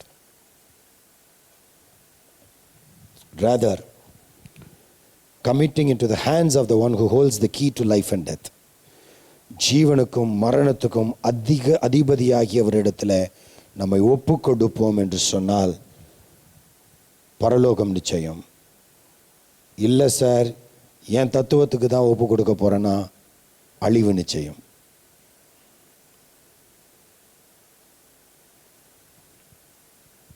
எங்கே ஒப்பு கொடுக்க போகிறோம்? Am I going to live my life in accordance to my own principles? என்னுடைய திட்டத்தின்படி, என்னுடைய கோட்பாடுகளின்படி, என்னுடைய நம்பிக்கைகளின்படி, என்னுடைய புரிதலின்படி, என்னுடைய அறிவின்படி நான் வாழப்போகிறேன்னா கிறிஸ்துவின் பிரமாணத்தை நிறைவேற்ற ஒப்பு கொடுக்க போ. காலையிலேருந்து கேட்டுட்ருக்கோம், இதுதான் ஃபஸ்ட் டைம் இந்த சபையில் 7 வார்த்தைகள் பேசப்படுகிறது. எங்கே நம்ம பொதுவாக 7 வார்த்தைகள் பேச மாட்டோம், சிலுவை தியானம் என்று சொல்லி தான் பேசுவோம். முதல் முறையாக ஒரு டெஸ்ட்டு பண்ணோம். பயங்கரமான டெஸ்ட்டுக்குள்ளே கடந்து வந்திருக்கிறீங்க. எனக்கு கொஞ்சம் நேரத்துக்கு முன்னாடி யோசித்தேன், ரொம்ப நேரம் உட்காந்துட்டீங்க, எழுந்து நில்லுங்கன்னு சொல்லலாம் அப்படின்னு சொல்லி. இல்லை, 9:30 மணிக்கு ஆரம்பித்தோம். சிலர்லாம் 10:30 மணிக்கு தான் வந்தீங்க. வந்ததுலேருந்து நம்ம உட்காந்துட்டு இல்லை, எந்திரிச்சோம் உட்காந்தோம். கிட்டத்தட்ட ஒரு 2 மணி நேரமாக நம்ம உட்காந்துட்ருக்குறோன்னு சொல்லலாம். அது கஷ்டமாக தான் இருக்குல்ல. இடுப்பு வலிக்குது, முதுகு வலிக்குது, கை வலிக்குது, தலை வலிக்குது. 6 மணி நேரம் கைகளிலே ஆணிகள் கடாவ, கால்களிலே ஆணுகள் கடாவ, 24 மணி நேரம் அடியை வாங்கி உடம்ப கிழிச்சானுங்க. மிலாறுன்னு சொல்லானுங்க. அடித்து அப்படியே பிச்சு எடுத்தானுங்க. கொந்துன கறின்னு கேள்விப்பட்டுக்கிறீங்களா? சாப்ஸ்ன்னுவாங்க, இந்த மின்ஸ் மீட் கறியை போட்டு தண்ணி தெளித்து குத்துவானுங்க தெரியுமா? அந்த மாதிரி அவர் உடம்பை பிச்சு வச்சுருந்தாங்க. அதுக்கு மேலே அந்த துணியை போட்டு ராஜாவான கிண்டல் பண்ணாங்க.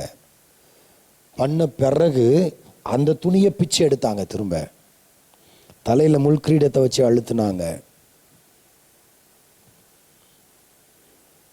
கண்ணை டைட்டாக பொத்திட்டு நறுக்குன்னு கொட்டிட்டு தடியால் தலையில் அடிச்சுட்டு, நீ தான் கடவுளாச்சே சொல்லு பார்க்கலாம் யார் அடிச்சான்னு அப்படின்னா. யார் அடிச்சான்னு தெரியல, தெரியாமலாம் இல்லை அவருக்கு. என்ன யார் அடித்தான்னு தெரியாதானே அப்படின்றதுக்குள்ளே பையன் காணாம போட்டிருப்பான். அடித்தவன் என்ன இருக்கான்? ஆமாங்க, இந்த பேதுருக்கிட்ட கொண்டு வந்து வச்சுட்டு உண்மையாக இவ்வளோதானா அப்படின்னு கேட்டப்போ இவ்வளவே தான் ஒன்று பட்டு செத்து வந்துட்டான் அவன். அவ்வளோதான், அடுத்த செகண்ட் டமானு வந்துட்டான் செத்து. பின்னாடியா வந்தா பொண்டாட்டி, அவள் தானே சொல்லி கொடுத்தா. அவள் வந்தா, இவ்வளோதானம்மா, ஆமாம் அவ்வளோதான், பொத்துன்னு விழுந்தா கீழே. பேதுருக்கே அந்த கதைன்னா இயேசுக்கு என்ன கதை? கண்ணை பொத்தி அடிச்சானுங்க. அத்தனை காரியங்களையும் சகித்து திரும்ப வந்து இல்லை 6 பல்லாங்கு சிலுவையை சுமந்து கொண்டு வந்து 6 மணி நேரம் சிலுவையில் உங்களுக்காக எனக்காக அவர் தொங்கினார். தொங்கி அப்படியே மரித்திருந்தார்னா நாம காலி. முதல் வார்த்தையிலேயே நமக்கான மீட்பை கொடுத்து விட்டார். 2வது வார்த்தையில் மீட்பின் அடையாளத்தை கொடுத்து விட்டார். 3வது வார்த்தையில் அன்பை காண்பித்து விட்டார், பொறுப்பை காண்பித்து விட்டார். 4வது வார்த்தையில் தேவனிடத்திலிருந்து நான் பிரிக்கப்பட்டிருக்கிறேன், ஆனால் நீங்கள் பிரிந்து போவதில்லை என்று கைவிடாத அந்த அறைகூவலை கொடுத்து விட்டார். 5வது வார்த்தையில் ஆத்தும தாகத்தை சொன்னார். 6வது வார்த்தையில் வெற்றியின் முழக்கத்தை செய்தார். 7வது வார்த்தையில் எச்சரிப்பையும் அழைப்பையும் கொடுக்கிறார். எழுந்து வா, நான் உன்னை சேர்த்துக்கொள்வேன்.